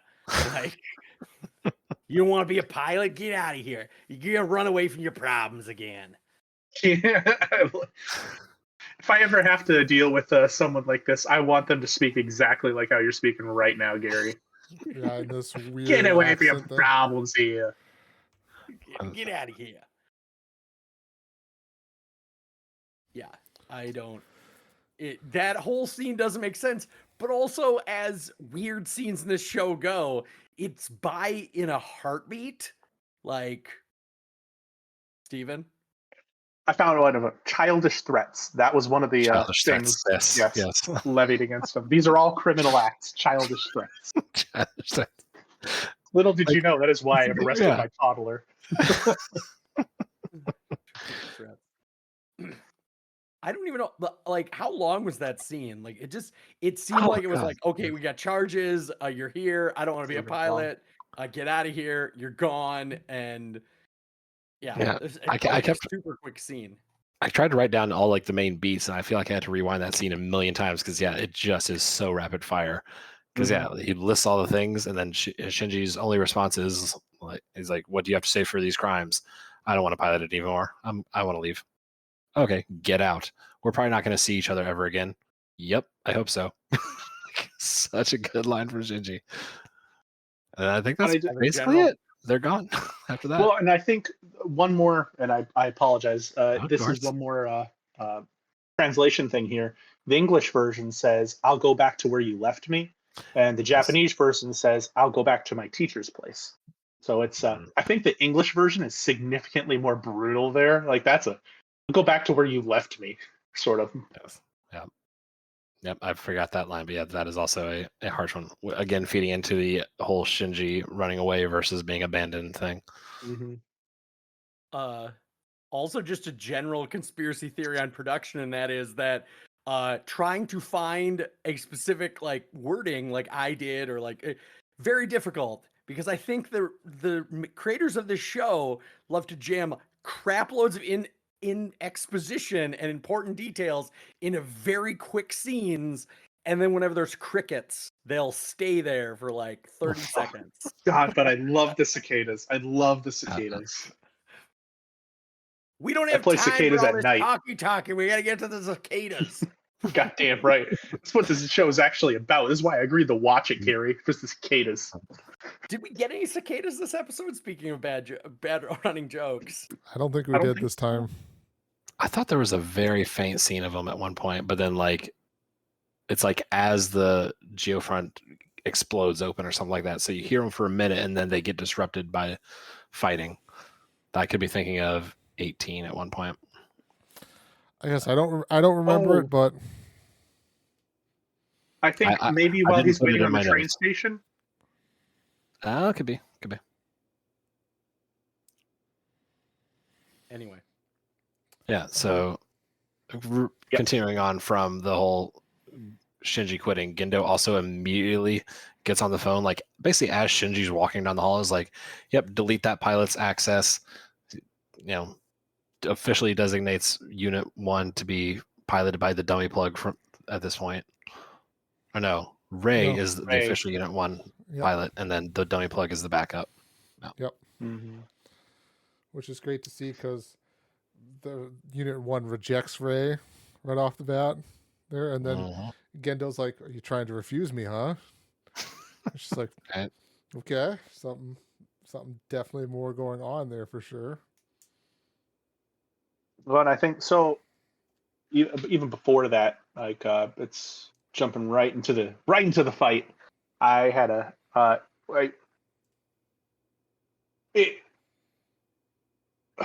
what was I even trying to say? Nobody knows. No, nobody does know. We do learn that before we jump into the massive fight, which is amazing and horrifying and everything. We do learn, and we've referenced this, that all of Shinji's classmates are apparently, part of pilots. I think that Shinji officially is told that. Yep, basically as Misato and Shinji's farewell, she just straight up says like, "Yep, here's all the things that basically he probably should have known already, but now that he's quitting, she's like, "Hey, you want to find out some information? Here you go. Also, your life is going to be restricted from now on." So Yeah. parting gift.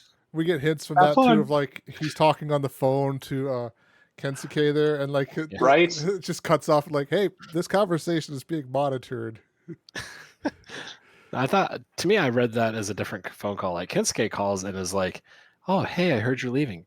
Man, I wanted to be a pilot. Being a pilot sounds so cool." And Shinji just like ignores it because Kensuke, read the fucking room. This is worse than Kaji. And then it's like a separate phone call where he then is like, as it picks up, this phone call is going to be monitored. Also, for security reasons, this call is terminated. Just like I thought it was the same whoever phone he's call trying there. to. I read it as Tyler's. I read it as the same call. Yeah. Okay, I read the same call. However, I thought it got cut off because Kensuke knew who the fourth children was. Like, and that maybe was restricted government information, and so that's why it got cut off. Is like he obviously knew information that wasn't that wasn't supposed to be public. Yeah, it just felt like from the nature of the conversation where they were talking about the Evas and everything like that, it's just like, hey, this conversation is now being monitored, and goodbye. Yeah. I'm glad we all caught that, because that took me till the second watch to like catch that maybe it was like in the mid conversation. That's what I got. That, and I even wrote down all the phones are being monitored. Especially if you work for the government. All right. So, Steven, I'm going to turn this over to you. What do you want to talk about here for the episode? Oh, I have so many things here. I guess to start off with, I like when one of the things with Masato that Shinji's talking about is that he's never going to pilot again. And Masato says, "I've never seen him be so assertive," or was it direct, or I don't remember what word she uses, but never had so much conviction behind what he's saying. Yeah. And it immediately, I wrote down, because I watched this twice, immediately, when the chips are down and it's not your life that you're betting anymore, how much are your morals going to matter then? Because it's his morals and his, I'll never do this again. It was horrible to do, and I shouldn't ever pilot a thing again. All right, well, now then the Eva attack, or the Angel attacks and now the chips are down. You're not betting with your own life anymore. You can kill yourself. That is a very bad way of putting it. but you can let yourself die as many times as you want in your own mech. How many people are you willing to let die that are not yourself because you're not willing to pilot this thing? And I think this is a kind of a challenge to him, that he has to basically go back on his own word, go back on his own morals. He's so absolutely concerned that he will never pilot these things again. And okay, well, now the stakes are raised. Yeah, now he has to do it. And I'll get into the conversation with Kenji later. Kenji, what's his name? Kaji as well, when he's tending his plants. It's going to be the things, what are you going to regret? This is what I can do right now. I can tend my plants. What can you do right now? And obviously the implication being you can still, regardless of what you think or what promises you have told everyone around you, you can still go pilot that thing. You can still go help save the day. Don't disappoint yourself. And I think that is a major emotional crux of this episode. Gary? I also had something noted that when all hope was lost, Shinji ran in. Also, he just watched the two former coworkers, Asuka, just shoot so many bullets at the enemy until the enemy's just like, yep, you don't need arms. And then watched Rei just selflessly run forward and blow herself up with a mine, to try to so I also made a note on the second watch that he just saw someone do something so stupid, reckless, and selfless that it made him kind of rethink and decided he was going to do the same thing. It obviously the world, things were not going well, and he had nothing to lose. And he realized that of the Avas they had, the only one left was the one that maybe could be controlled by a murderous robot. Did you have anything else on that interaction, Steven? I had some other notes about the Kaji conversation. Well, my first comment had been, and we don't have to rehash this if you guys don't have any more comments, but I did mention that when the chips are down and it's not your life on the line anymore, Shinji is forced to really reconsider his moral stance on I'll never pilot an EVA again. And he's being so assertive, so, upfront about that. And guess what? He ends up piloting one again, because when it's not your life on the line and it is other people's that will die if you happen to just take your moral high ground. Yeah, it's not really a sustainable position, and that's something that he runs into. I was going to say we get the culmination of that thought later on in the episode as we get a real sense of why Shinji has decided to return and pilot the mech as he's trying to move it awake. And he says, if you don't wake up, everyone will die, and I don't want that anymore. So this is him finally piloting the EVA for a reason that isn't just I want to make my dad smile and say my name once in a while.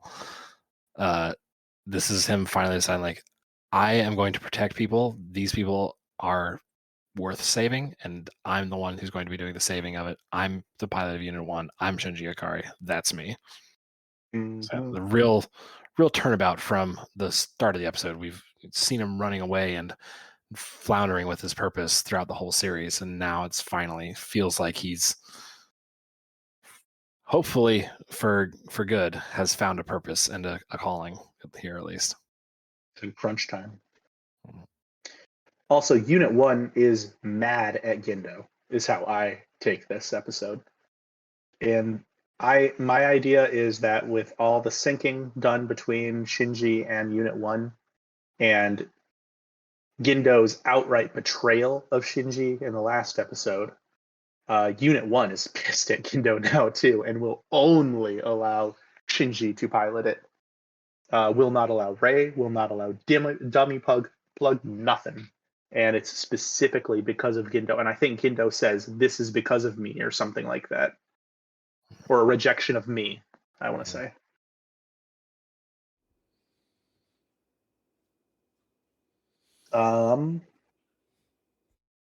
I guess other than that, I have a mess load of quotes, so I'm not going to get into every single one of them. I'll just get them if we don't get them. One of the sad things that is said in here is Rei, and it's an outsourcing of the dummy plug thing. Even if I die, I can be replaced. I caught that too, and I was like, Yeah. wow, that's really selfless, or just depressing. Depressing. And then maybe where we can turn this. Oh, sorry.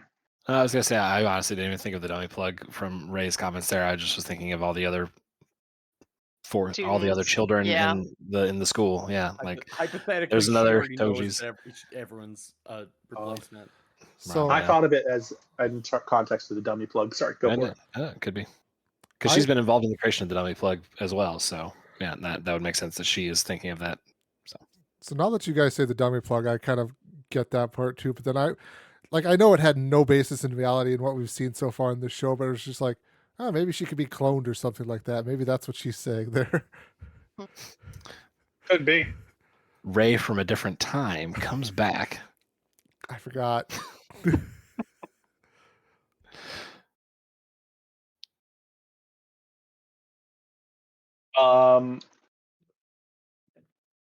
One of the other things, and maybe this will lead more. Speaking of people who don't have backstories, we still also don't have any fucking backstory for Rei.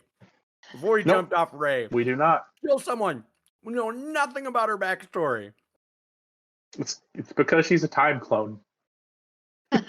Yeah, the only. That's the answer for everything now. It's the time clone. The only believable reason that she has no history, she just has to be a clone. Only conceivable possibility. It's true. Maybe getting back to a group conversation. We've sort of talked about this at the beginning of the entire episode. Was Kaji tending plants is just a surreal portion of this. And I know we talked about this a little bit already, but I still think it's surreal, just absolutely surreal. Yeah. Next time, sorry, I jumped in for a second. Next time Steven's like watering his plants outside, that's what he's going to be thinking, I know. Right, I'm going to be looking up and just imagining explosions and Evas fighting each other on the horizon. Yeah, like in the background and everything like that. It doesn't even seem like he's that far away. It's just there's this battle going on, and he's just like, "Well, gotta water these melons over here because this is my happy place right now." Yeah, I love the serene aspect. Like, despite this, most of this episode being pretty intense, here's just this one little moment, especially in between the Asuka Rei and the Asuka Rei attempts against the Angel and Gendo trying inside HQ to get Unit 1 activated, and here we are just like keep cutting back to a moment of serenity amid all of it. For all of the discussion about Kaji's previous psychological goodness in episode 18, I feel like that conversation, whatever, he's much more poignant here, at least in terms of telling Shinji what he needs to hear at this point. That, yeah, as Steven kind of talked through earlier, like this is Shinji's time to find out what he's going to do, what regrets he's going to live with, and if he's going to make the decision that he needs to make at this time. And yeah, it ends up being exactly what Shinji needs to hear. And yeah, it's great little moment. Which, as we mentioned before too, surreal as hell that they chose Kaji to be the one to deliver this, despite everything else that he'd done in the series up to this point. The duality of Kaji, for sure. The duality of he's Kaji. The only one you would believe the message from. Everyone else is so like mind controlled by the government or so involved in the government that you wouldn't believe the message that they would have they wouldn't have an ulterior motive. Like, he's literally watering plants because his job, he was so terrible at being a spy that he got fired. Like, he's the perfect person to deliver this message because no one else, if Kinsuke did, or if a class president did, like, it wouldn't have meant anything. Maybe he could have gone and visited Toji in the hospital. That might have had some impact. Toji with his missing leg telling Shinji that he should be piloting. Probably should listen to him. Okay, so I don't know if you guys touched on this while I was out there. I was trying to catch that too. Like when he was sitting in the hospital bed, I'm like, is he missing a leg? Yeah. As far as we get an overhead shot as Ikari is talking to Toji, and he's definitely missing a leg. There's the hospital sheet falls. It clearly has a silhouette of a right leg, falls flat where the left leg should be, and we do not see his sheet covers up his left arm, and we don't see him use that the whole time. So could be left arm. He also lost his penis.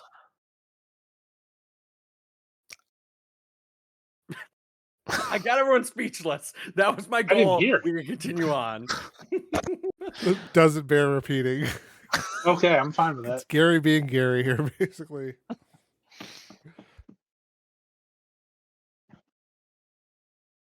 Thank you. But I'll let this go on to someone else because I will keep going and I will just run roughshod over the rest of the episode. JC, why don't you take off then? I will reference the other character we haven't discussed much here.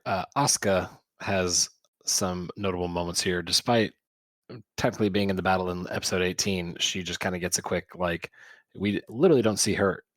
Do we even see her in her Eva at all? Maybe just crouched on the hillside. And otherwise, she's just a little voice box in the corner who goes static and screams.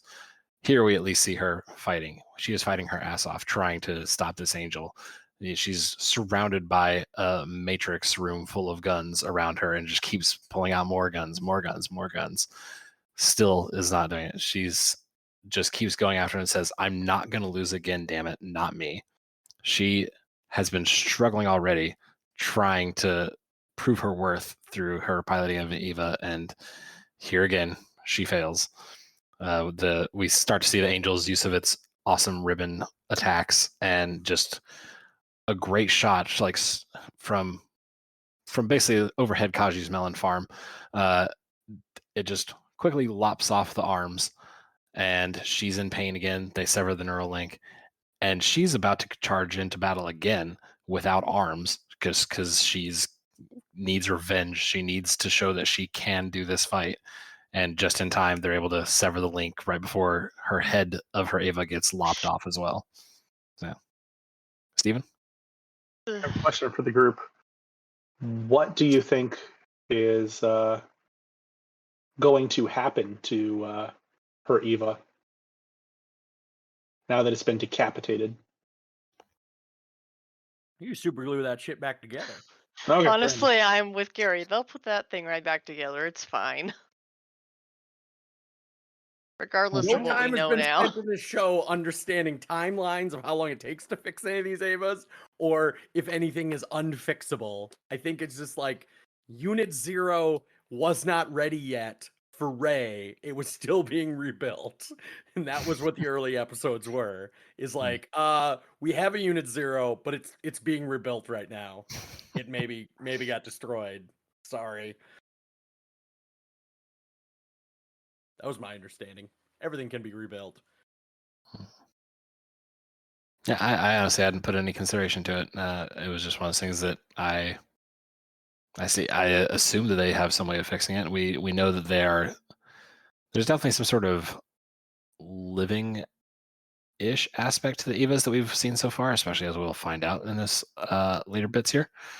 And yeah, I hadn't considered that, like, if it loses a head, can they come back from that? Like, I don't know. See, that was my thing too. Is that there's definitely a living component. We've seen the blood come out. We've seen the faceplate fall off and the eye be there.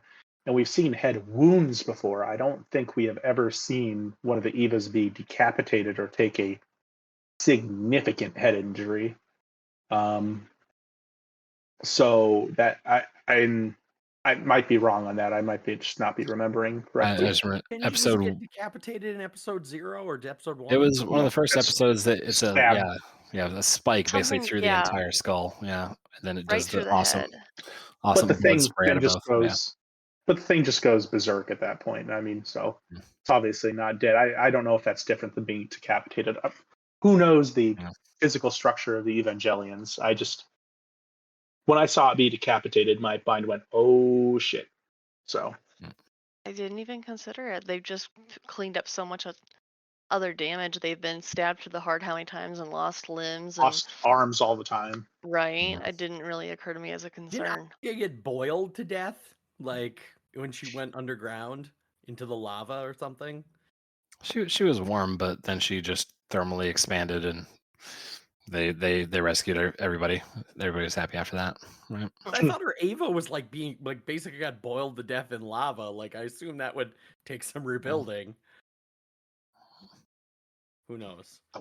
It had the fat suit on, so I think that thing kept it from doing too much damage to the Eva itself, right? She was all embarrassed about how fat her Ava looked.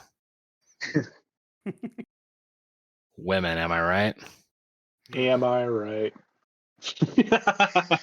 Show's weird. Well, but yeah, that's the Asuka point, just like her state of mind and her struggles that she continues to have. But we don't really see much of her. I don't think we see anything of her after that, right? She's just out of commission, presumably still. You see her yelling in the pod that she's been defeated. So that is the last other thing she says, and that's another translation fun point. As the angel walks past her and she's stuck in the pod, the translated text subtitle says "damn it," and the spoken word says "damn you." Like she's pissed at the Ava at that point, which I thought was a fun little difference in translation. Where is she at? The Ava is like retreating because I thought Shinji is hearing this conversation. I don't think Shinji hears that conversation. It's just like as she's basically she's had the neural link severed, so she's just stuck inside the entry plug inside the Ava that's no longer moving, and the Angel's just kind of drifting past and going to attack the Geofront more. We just get like a little shot of her inside the cockpit, not able to move the Ava. Yeah. Otherwise, the rest of mine, they're going to be just general notes around the battle. So yeah, pass. Going back to the Kaji conversation, I felt like I felt like he dropped some exposition of like that was super important. It's like, oh yeah, if the angel made it to Adam underground, that would cause third impact. And then he just went back to watering his plants. Like, well, what's he gonna do? He already said he has no position. But yeah, that's I feel like that was a vital warning thing that we needed to know earlier. Yeah, information the audience needed to know. He just drops it, and then they just go on to the next topic. Yeah, so I had forgotten that we hadn't really probably gotten into the nitty gritty of his conversation here, just because it was brought up in passing and spoiler, etc. He references the fact that NERV won't let him be inside during battles anymore because everybody knows he's a spy, and they're like, "No, we're done with you." And 2, he says something like, "It's believed that if an angel gets down to terminal dogma and makes contact with Adam, that will be third impact, and then everybody will die." So it's just like, hey, here's the word on the street, kid. And so that's what Shinji is realizing. Like now, it's a battle for everybody's lives. It's not just a matter of like an angel's going to come crush a building that has his deadbeat dad in there, and he's going to get to go home and hang out with his teacher. Like, no, this is second impact again. That he's heard about in class 400 times. The history teacher should be proud. Right. Steven? Yeah, so I agree with that. And I think that goes back to as well the putting everyone's life on the line. It's part of the reason why he says it is because it convinces Shinji to go back and what are you willing to bet to? What are you willing to, I guess, leverage to give up your morals on what moral statements you had, the moral high ground? You have a new moral high ground here, and that's the lives of everyone around you. And so it's very interesting. It also makes you wonder why contact between the angels and Adam, which we've seen Adam with the spear of Longinus through it and bleeding, all that stuff. Why would an angel coming into contact with that cause a second impact? It's a strange idea, strange thought. So maybe more to just think about there. I was trying to look at my note here and remember why on earth I wrote this down and stuff like that too. But like, I'm trying to remember when this part came. But I wrote down the music is fantastic, and this Yes. somewhere around like the Kaji watering his melons and the battle going on in the background there. Like that music is just much like some of the stuff from Game of Thrones. It's just like, God, it's working so well with the stuff that's going on in the episode. Gary or Amanda, did you have anything to kind of touch on before we got into our final piece with the battle there? I guess mine's the final piece with the battle there. All I got left is final piece. When things go sideways. And maybe right before we get into the battle, I have one thing, and that is a translation change. And it's also the scene itself, but Shinji does make the decision when he's talking to Kaji. Yeah, he's going to go back and pilot that Eva, and he's going to go back and fight. And so he runs, just sprints all the way back to where the Eva is, which the good thing we don't know the geography of this area, because as someone who can run a 5K, I can tell you that it probably wouldn't take that short a time to be able to get there. It would probably take a very long time. So it's a good thing he got there. What is that called? Is that it's some sort of like shy brag where you're like just as someone who runs 5K? That is called a humble brag, and it is actually it's a humble brag. Right? It's get your terminology right there, you pleb. But anyways. No, it would take a significant amount of time to get, I'm assuming, where Kaji's garden is to the Eva. I mean, we've seen them having to go downstairs and all that sort of crap before. I can't imagine being able to run there in any sort of reasonable time frame during a battle. Makes no sense. But suspension of disbelief. You are muted, Gary. You are still muted, Gary. Gotta have this happen once an episode here. Oh, you motherfuckers. Also, Steven, there's a giant hole in the ground, so I'm sure you just climb down the hole. Just jumps down the fucking hole? All right, bro. Shinji, who's afraid of swimming, just knows how to base jump as well. He's superhero landing. Batman. Yeah. No, I've done this in video games. It's a legitimate thing. Oh, boy. But when Shinji finally does get to the Eva, there is a translation difference between English and Japanese here, which I find very significant. And that is in Japanese, when he gets there, he's breathing hard. He goes, let me pilot Eva, the Evangelion #1 or whatever it is, Eva #1. Unit 1. In English, it's please let me pilot Eva #1. And that's it's a very much of a change of he's begging to in one, he's begging to be let to pilot this Eva. In the other one, he's saying, let me pilot this Eva. It's a lot more assertive. It's a lot more, this is where my spot is.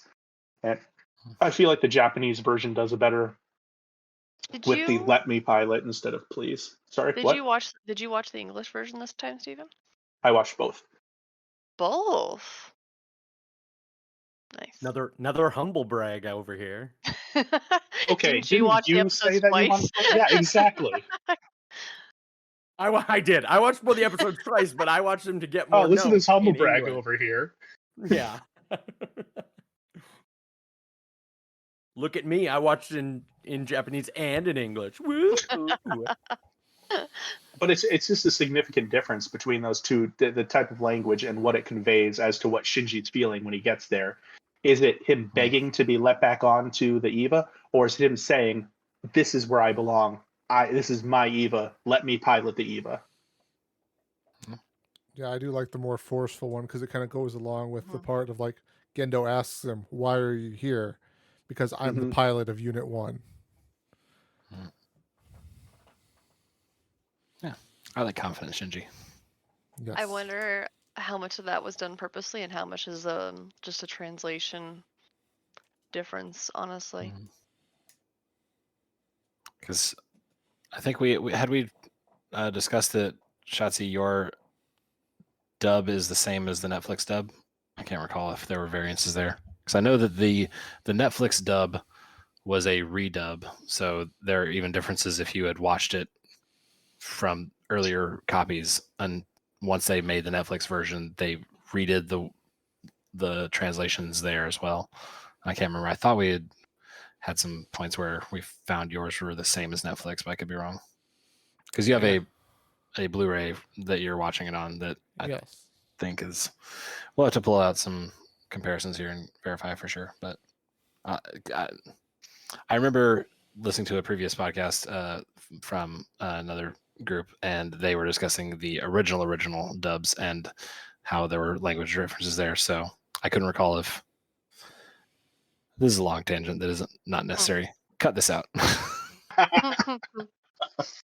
Keeping it in. I'm keeping this in. Basically, if there were differences with your version, I'd be curious to hear them, but I don't recall if there are.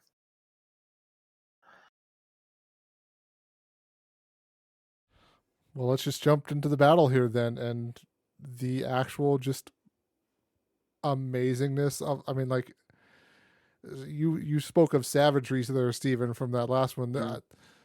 This is kind of savagery as well, but it's just raw emotion fueling Shinji there, basically, because it's great. Like the angel's sitting there getting ready to blast everyone in the command center, and here just comes Shinji just through the wall, basically Kool-Aid Man. Oh yeah, and then just boom, takes off with the angel there and everything.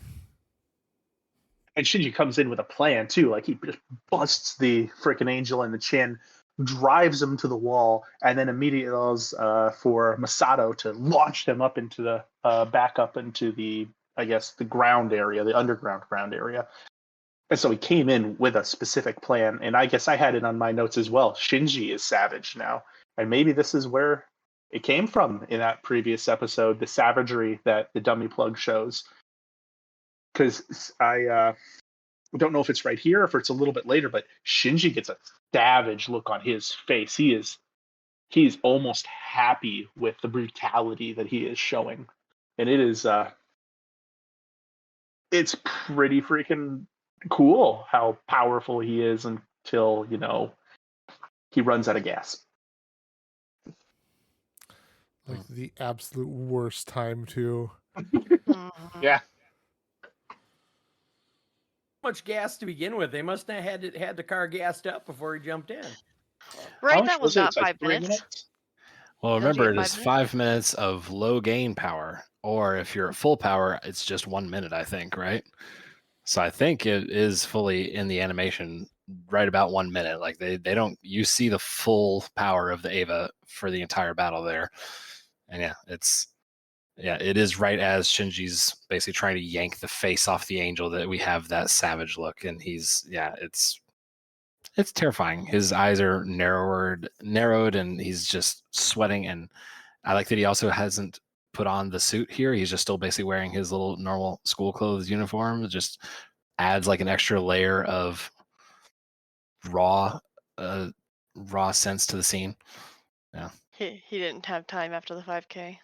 Ain't nobody got time for that. His clothes are gonna be soaked in LCL. Like, gross. Throw those away. Right. Yeah. Then I mean, not to step on anyone's toes here, but then after runs out of power, Angel starts kicking the Eva's ass because he can't fight back. And it gets not for long. Yeah. I would say, as much as I like hearing Stephen talk, someone who has not seen the series before, what happens once the Eva is powerless? What is that angel doing? Did we get a solid read on what's exactly happening there? It became a cyborg. No, the angel, Gary, not the Eva. Yeah, so we see the angel it attacks Unit 1, and it starts trying to get at something. Did we get? There's some exposition around that, but it's got this. I made a note here that perhaps the angel is not actually destroying the Evangelions, but trying to free them, trying to free the soul inside them. I had a moment of wondering that too. But then I watched the other one go after it, and I was like, well, if so, he doesn't wish to be freed. Yeah, I don't know what that was. Like, what, a heart? I was assuming that's kind of where the entry plug kind of rests for the pilot down there. So I think Ritsuko does have a little bit of exposition, but there's a lot going on in this moment. So we've heard talk of the S2 drives before, and this is kind of us learning that the S2 drive is something that powers the angels later on. And this is essentially a core like those angels have, but the Eva has one inside of it. Those red cores that are normally glowing whenever an angel is fighting, here's an unpowered core inside of this Eva. So that's what the angel is, from my read at least, it's trying to destroy this core that is sacrilegious, for lack of a better word, to the angel. The angel is seeing this as some sort of affront to its existence, and to me at least is trying to destroy it because this is how it destroys. This is the engine that drives it. And so I don't know if the power cables are like somehow fueling this core for just a temporary time, and that's how it's working. She doesn't get into the full exposition there, at least. Gary? Different read on not knowing what happens next, which is later on, the words are spoken. Is Unit 1 able to ingest the S2 drive?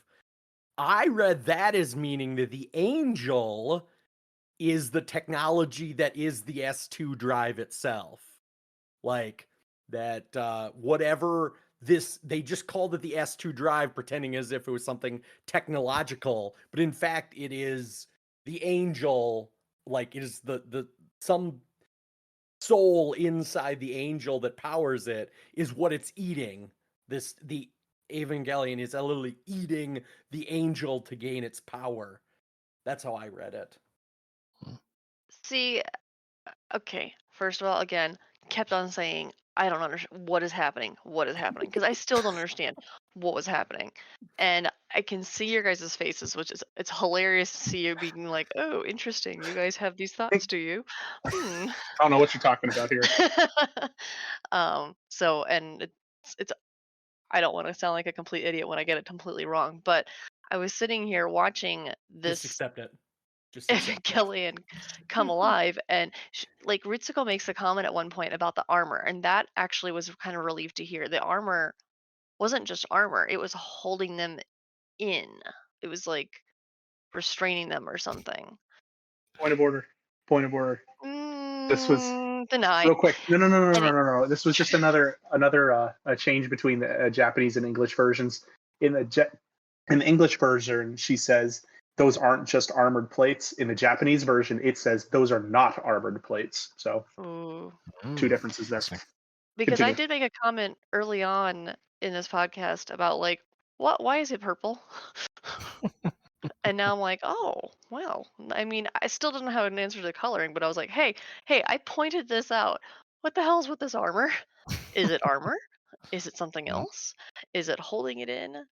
Because does she make a comment too about like you're seeing it's unleashing the full power of it, like as if this armor is like keeping down the full thing, which I find interesting considering how many times they've come close to annihilation. So my very rough possible take of this is that they have created something that is basically an angel but partially not, and like tethered it to as much control as they can, but it's been untethered. It clearly doesn't need your power, your little cables. They designed it so that it could only, I thought it was such a stupid thing to only give it 5 powers or 5 minutes of power, of low power. Well, and now I feel like that was a like a fail safe to make sure that they could control it. Well, so this is granted. I hold this against nobody for not catching this. This is I basically have. I feel like I've watched the series 4 times now between a couple previous watches and now basically watching every episode twice. The S2 drive is mentioned multiple times. It's first mentioned whenever the pyramid, the floating triangle pyramid. I can't remember the name of that angel, but it is destroyed in the heart of the city, and then that drive, the S2 drive, is then transported outside of the country, and then we hear about Unit 4 in Nevada. The S2 drive tests are trying to go on, and that's whenever it blows up. And so we can now infer at least that if the S2 drive is what powers the angels and they're able to be autonomous and without connected power plugs and everything like that, NERV has been trying to get the S2 drives that power the angels to work inside of a Neva already. And this attempt at an experiment in Nevada was about to undergo, but it's likely that Gendo blew up the experiment to stop it from happening at this point. So whether he had different plans, whether something, who knows. And so now here we are seeing that without the restraints, with Unit 1 awakening here, it's now just ingesting the S2 drive of the angel directly. It doesn't need some sort of grand experiment. It's just gonna eat it, I guess. So it's a few times the S2 drives are mentioned, but we never really get told what exactly is happening until here Ritsuko starts to say that, hey, the S2 drive, that's the thing that powers the angels. And it's still it doesn't lay it out A to B to C clearly, even at the end of this episode. Gary? Ritsuko says the words, "It's happened after all. She is awake." And the word she, like, obviously makes it sound like there's a living entity inside the Evas, or something was awakened. Whatever monster is the core of the Evas. So I thought that was, as Amanda said, like, confusing as hell, especially if you don't have any context to what the hell's going on. Well, okay, so I will say Evangelion does this a lot. Right, we were talking about the dummy plugs. It dropped so many different mini hints about dummy plugs and what dummy plugs are until we finally saw what a dummy plug is. It's doing the same thing with the S2 drive. And I think that it's actually a fantastic part of the show that it lays out these things, crumbs for you in the beginning that Gary can't pick up on and therefore doesn't like, that you are able to ingest and then get to where they're explaining it to you, or get to when it's actually implemented, and you go, oh, that's why X, Y, and Z happened. Or it gives the show also some rewatchability, because then you rewatch it all and you go, I didn't notice that the first time. That was how early they introduced that. And other people that aren't Gary really do have appreciation of that. I'm really glad that I got other people that aren't even Steven appreciate, like, coherent writing processes where we tell a story in an order of operation that doesn't need to tell you all the answers right away, but will give you enough reason and some assumption that you're going to get the answer. Like, just poor storytelling. It's not because they planned on you rewatching it. They just suck at They just suck at storytelling. They had a plan. They're like, they're the Lord of the Rings whatever book, where they just have he had lots more answers, but he just never actually published them in the books. I'm guessing Gary's talking about this Silmarillion. Yeah. And now he's dragging Tolkien through them. Yeah. You want to be associated with Amanda? Go for anyone through the mud, especially when Steven says that this was a coherent, well thought out plan that was designed to, like, drop hints about stuff going on. It's just like, even if that was their plan, they did it very, very poorly. Tyler. First of all, so the audience knows, I'm just going to shake my head at just about everything Gary said there. Okay. I just got like name dropped 3 times in a row about like everyone's better than Gary. So I mean, take that up. you can just accept. You take that up with Steven there. That's not my problem. I'm sorry. Who was the one shaking their head visibly at the camera the entire time while I was talking? Gary. Steven, that was just you, not at what you were saying. Oh, fair enough. It's a little both. Never mind then. A little both. Back to you, Tyler. So I will say, kind of even more to your point there, JC. You kind of mentioned this will probably come up in like some of our final discussions on the show, as kind of like a callback to when we were talking about Game of Thrones. The show is feeling a lot like, and I'm kind of experiencing this as well as when we're talking about this throughout the podcast, of like, okay, there's stuff you guys are picking up on that I'm not even like catching, and it's one of those things of like, I apparently am just not like keeping my full attention for the whole 20 minutes of the show, which is weird when I was watching an hour-long episode and keeping more attention with the Game of Thrones stuff sometimes. But like you guys are saying, though, so much stuff is coming at you all the time. It's just like, oh shit, what does this have to do with it, whatever, like that. So agreeing with you there, JC, there's definitely gonna be a lot more stuff I will be picking up on a second or third, well, technically like a fourth or fifth or whatever rewatch of whenever I do this review this show again at some point in time in the future. Amanda. Really glad that I got off the hook there, because I totally was doing the exact same thing as Gary and not picking up on any of this, but apparently that makes Gary a bad person and not me. Thank God. Well, Gary started from such a low place anyways here. Because like now that you guys are talking about the S2 drive or whatever, I am being like, yeah, I guess I vaguely have heard that term, but I guess I just dismissed it in terms of, oh, that's some technical mumbo jumbo that I don't need to worry anything about. But I do agree with you, Tyler, that it's probably going to be like just stuff I wouldn't pick up right away. And you're all a little bit right. Steven, you're also right there, is that it is smart of them to be throwing this in there. Otherwise, if they popped it out of nowhere, Gary would be like, oh, this is poor writing because you just introduced this out of nowhere with no background. So I will give them Just that. technical mumbo jumbo. Instead, they just introduced a crap load of technical mumbo jumbo, but just swept it away of like, oh, well, this will make sense like 10 episodes later when we actually explain what an actual S2 drive is. Like, and the casual viewer will either have decided to just assume it's technical mumbo jumbo and just go like, let's focus on something else, or oh my gosh, this is so important, I need to remember that to ask later on what an S2 drive is. Poor writing. Anyway, I think that it can be viewed up as both ways, and I think it is worse writing in today's era where we do have the internet, where in episode 2 or episode 5 you're going to hear S2 drive and you say S2 drive, have they mentioned that, and you type it in and you're spoiled for everything at that point. If you type in S2 drive, you're going to get some giant fandom page that loads after 5 minutes and slows down your whole PC, but it's going to tell you everything about the series and the video game tie-in and the manga tie-ins, and everything is going to be spoiled for you.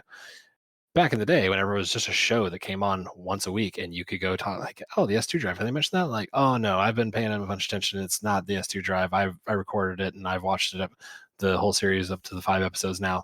This is the first time they mentioned it. So something to be said there for how media is consumed these days. And I appreciate that this group is avoiding spoilers as much as can be done in this era. As much as I've rewatched it, I'm also still coming at it new for the first time. Y'all are catching things that I haven't seen before, and it's a great way to experience a show. Whenever I've had like The Good Place, there was a character on The Good Place whenever I was watching that. I was like, oh, she's been in something. What else has she been in? And I Googled it, and it's like, oh, this evil character. Like, oh, there's evil characters. Okay, cool. But yeah, it's also, I like the breadcrumb style to the show. That's one of the favorite things about the first episode, is that you just see this giant monstrosity walking up and like, oh great, angels are back, and you're like, what? Angels? These things are angels? So it's that same type of writing that's carried it through so far. So I do really like this style, and it does at the same time, as dense as the episodes are, as compact as they are, it leads to that situation where you're just bombarded at times and you're reeling from Kaji saying some dumb sexist stuff, and all of a sudden like some important piece of lore that is going to come up later just whizzes by as you're just trying to figure out what even happened. And so yeah, it's a show that I feel like could probably have been improved upon to be like a 32-minute runtime, maybe, for the same sort of things. Steven? I guess I also want to add in that I'm not necessarily sure it is this show's fault that I understand where you're coming from with the technical mumbo jumbo idea, Gary, but I think that's more of a issue with other shows being more fluff, right? That's not an issue with this show trying to give the viewer more credit, trying to make everything matter a little bit more. That's the issue with all those other shows out there, which will give you a reverse the polarity to do the ding dong and the blah blah blah, and they will give you the technical mumbo jumbo that literally won't matter ever again. Presentation in reality. This show has very, very little grounded presentation in reality, which means I don't have firm ground to start on. Like, the world has been destroyed. Only Japan exists. And but that's okay, but that's not the case. Obviously, they have the United States, and Asuka came from Germany. But I guess my point more is that I feel like this is an issue with other TV shows out there, and that other TV shows, especially TV shows that have to deal with any sort of technology, whether they be today realistic, whether they be way out in the future, any sort of stuff, they'll mention some sort of thing, like, let's say, an S2 drive, and it's not going to matter. And they expect the viewer to go, oh, yep, just pass that off in your mind. It's not going to actually matter. You're not going to have to remember or know anything about that. While this show is different, this show does expect you to go, oh, S2 drive, I wonder what that's going to be. I'll keep that in the back of my mind a little bit. Whereas like exposition dumps, like where they'll talk about something and then they'll have some character or reason for a character to literally answer the questions for the viewer, like some sort of. I think Steven's more touching on the fact that this show, when it mentions something, there's a good chance that there's a reason why they're mentioning it. Whereas in another show, they might just say the drive, the S2 drive, and then just leave it at that. They're like, it's not an important part for the rest of the story. Whereas this one, as we're kind of finding out, and it touches back a little bit to what you were saying there too, JC, of this show was designed a way in its time and place there, basically, of, and I've touched on this a couple of times, of like, this show has 26 episodes that it's going to tell us a story. Everything that it touches on, whether we think it's important or not, is going to have some sort of impact, because otherwise, why are they wasting their time talking to you about this thing here? There's going to be some reason. And that's the thing I think maybe I myself, I'm not going to speak for anyone else, but sometimes I kind of struggle with that, of like, oh yeah, S2 drive, that was important at one point in time. Like, I remember hearing all that stuff, but it's just like, now it's, now we're getting to the point where they're piecing this stuff back together into everything they were bringing up earlier. Make your comment here. The secret part of the plan? I hope not. I hope I did catch those. I have to pay better attention to the mumbo jumbo. Anyway, I just I thank you, Steven, for giving me credit for being an idiot, and we can move on. And then too, thank you, Steven, for not calling me an idiot. I wanted to touch too on your point there, JC, as well, of like, I think too, it's like somewhat of a, I keep telling myself I'm forcing myself not to watch anything ahead. Like, I'm kind of somewhat spoiled with the way I'm watching it. Like, it brings up next time, and then there's a little blurb about what happens in the next episode in the server that I'm watching it on there. But like, it's one of those things of like, had I sat down and just basically watched this entire show and then binged watch it, I would have probably then stopped myself after a little while and went to like a Wikipedia page or started reading YouTube and stuff like that too, so that I would have eventually found all of this stuff and some of the connected stuff. But like, because we're watching it in the small chunks, I'm having to try and keep myself from going forward to see what this point that comes at the beginning, where does it connect at the later point in time. Because even for folks that, you guys have not seen the full series run yet, of course, but we're just 19 episodes in out of 26. Could you imagine that, like, yesterday you just learned about the angels fighting humanity, and by this time today you're seeing Unit 01 Awaken. Like, that seems like a horrible way to watch that show. As hard as it is to keep track already, I couldn't imagine trying to binge this show. It's so dense that, like, yeah, you're gonna technically like, oh, I just heard about S2 drives for the first time 2 hours ago, but there's so much else going on that to me it needs to sit in my brain and breathe for a minute.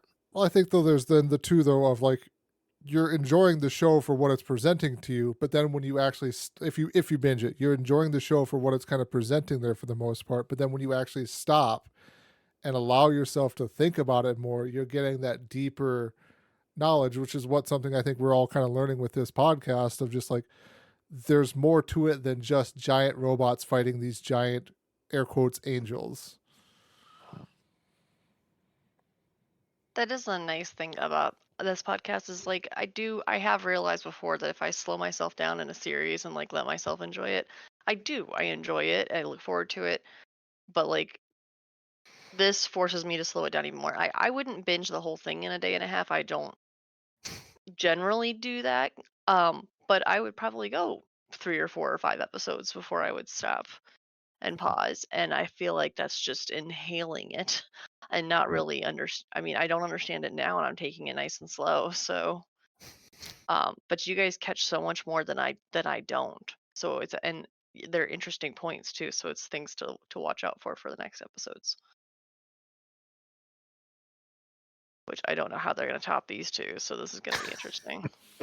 We're only going up from here, I think. Yeah. I'll actually say episode 19 is one of my favorite episodes. So, I don't know if we hit on the last comment that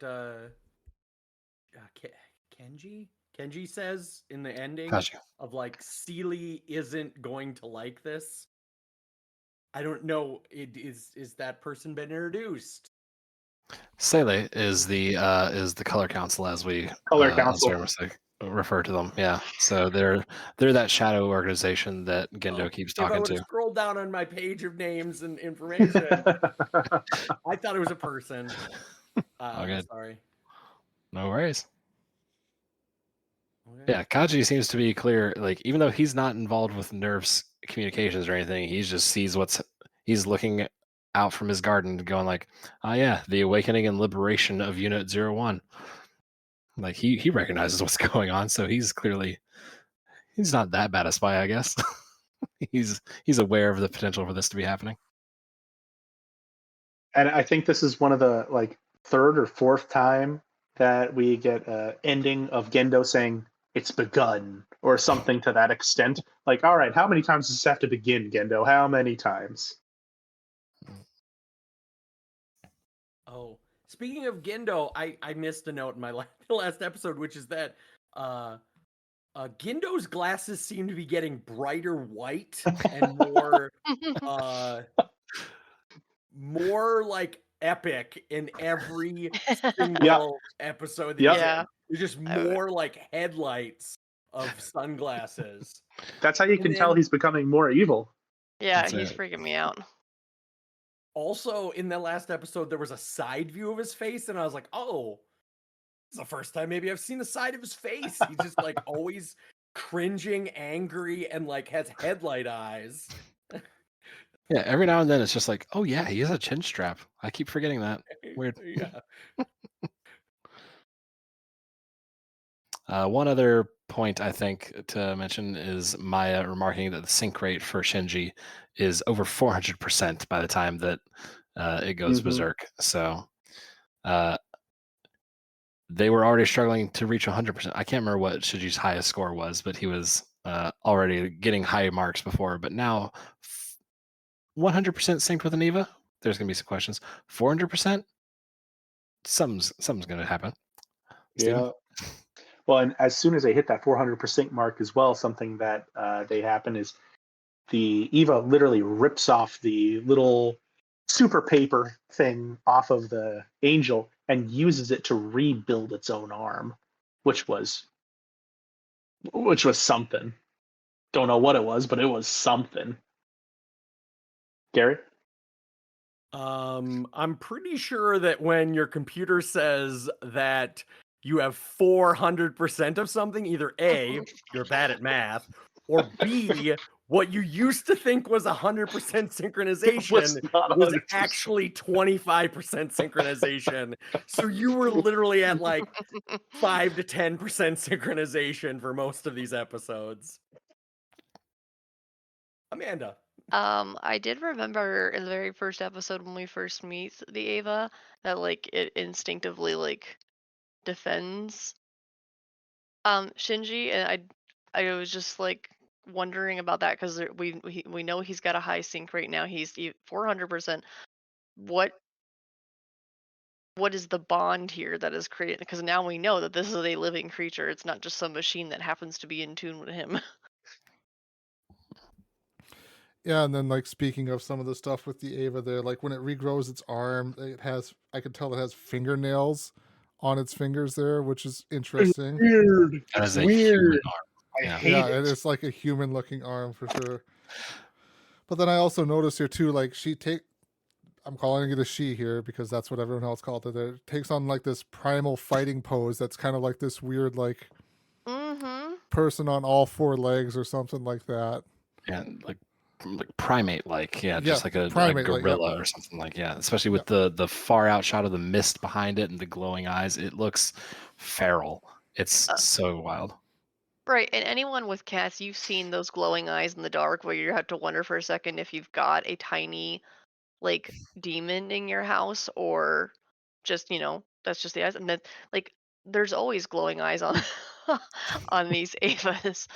Gary shaking his head like he has I no don't clue have what I'm glowing eyes and of my demon cats. I just live my life in the dark, I guess.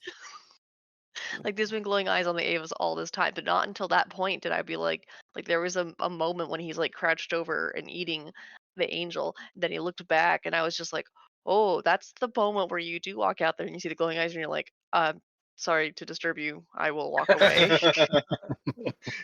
Sorry, didn't mean to start or anything. I'll leave. Wow. Because yeah, I appreciate your call back to episode 1 when we see the Eva blocking Shinji as from falling debris, and episode 2 we already see the armor fall off and see the Eva's eye at that point. We don't really know what exactly we're looking at yet, but now that we are seeing it kind of in the open, unleashed, just feral, for lack of a better word, again, it's so much more unnerving and scary and just outright scary than we could have even thought, even from those first episodes. Okay, which episode scored better in IMDb, and what's your BS guess on their scores? I'm gonna guess 19 was the higher scoring one. Ditto. I think so too. I was gonna say 19. Yeah, it's pretty obvious between these. But I'm gonna say 19. I'm gonna guess 8.6. And 18 would be 7.9. Man, I wouldn't even know how to grade those. Neither does anyone on IMDb. They don't know how to rate anything. So just fair enough. Assume it's sort of good. It's gonna be like 7s or 8s. I think like previously. So previously, to set the bar here, episode 16 was an 8.9.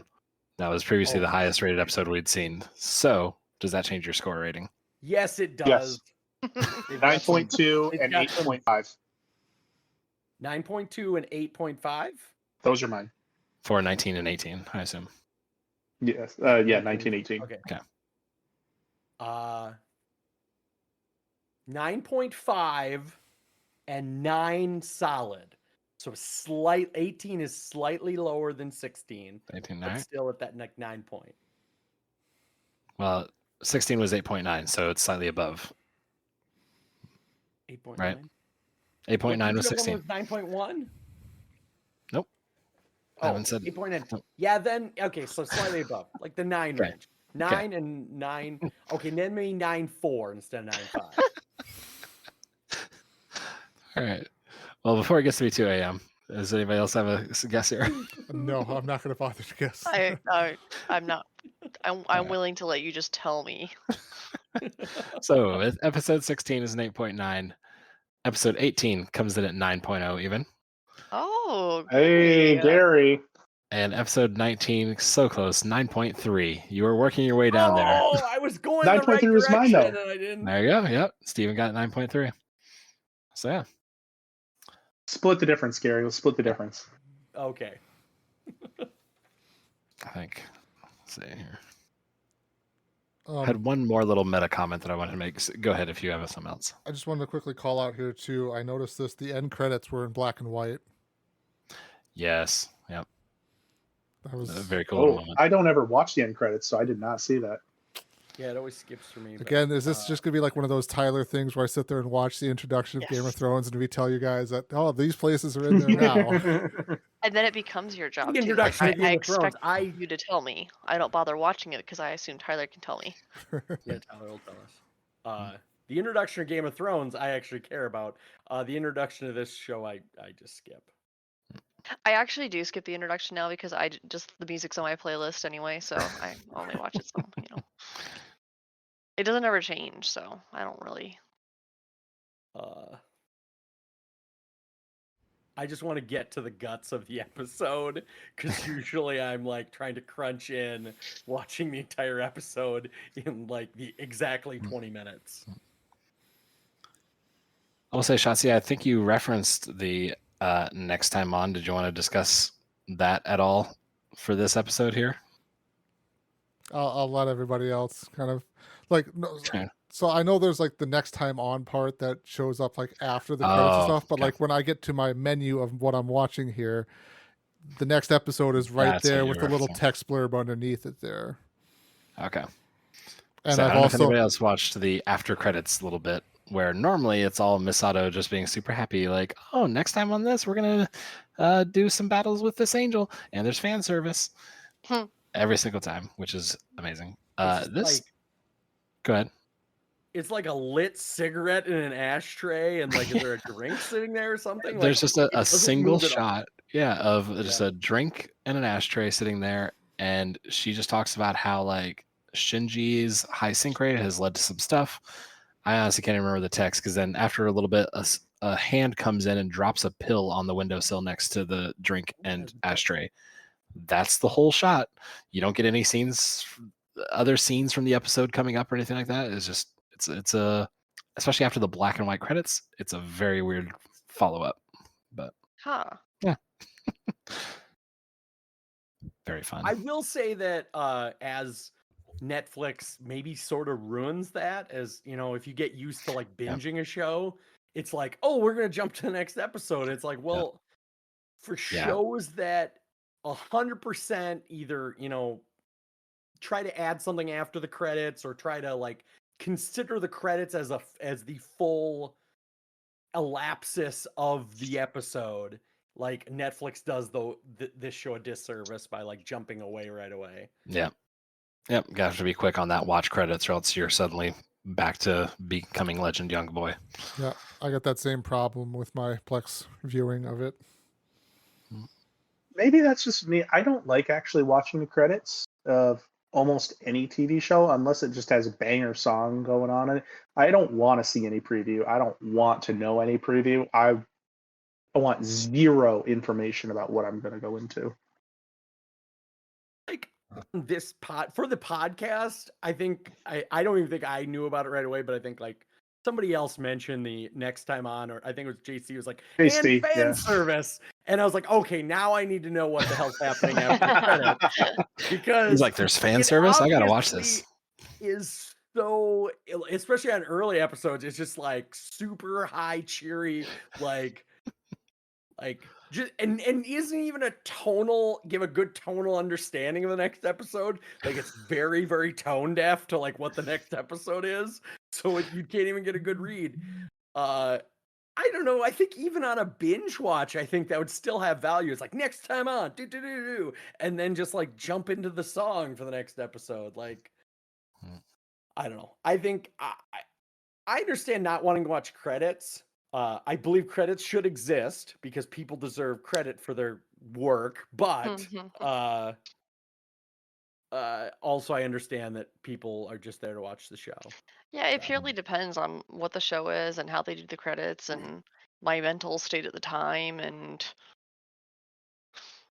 if they do Maybe like there's a good meta credits, conversation about how people do credits. Like, do you have that like teaser and have credits on one side of the screen, or like how they do their credits? it helps if they do something interesting during it, or a different song maybe, or like the ones I can think of off the top of my head are Game of Thrones. Like, so I would just let that play through the credits because there was always a different kind of music at the end. Oh yeah, that's right. Game of Thrones music. Whereas kinda other hate- ones, if it's sorry, go ahead.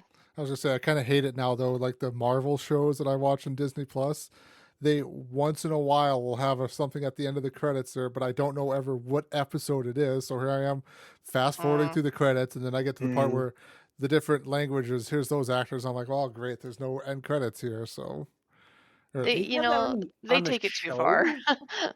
I feel like on at least the movies they had like a skip to end of credits button, so you could just like skip on Disney Plus to the actual important stuff. But yeah.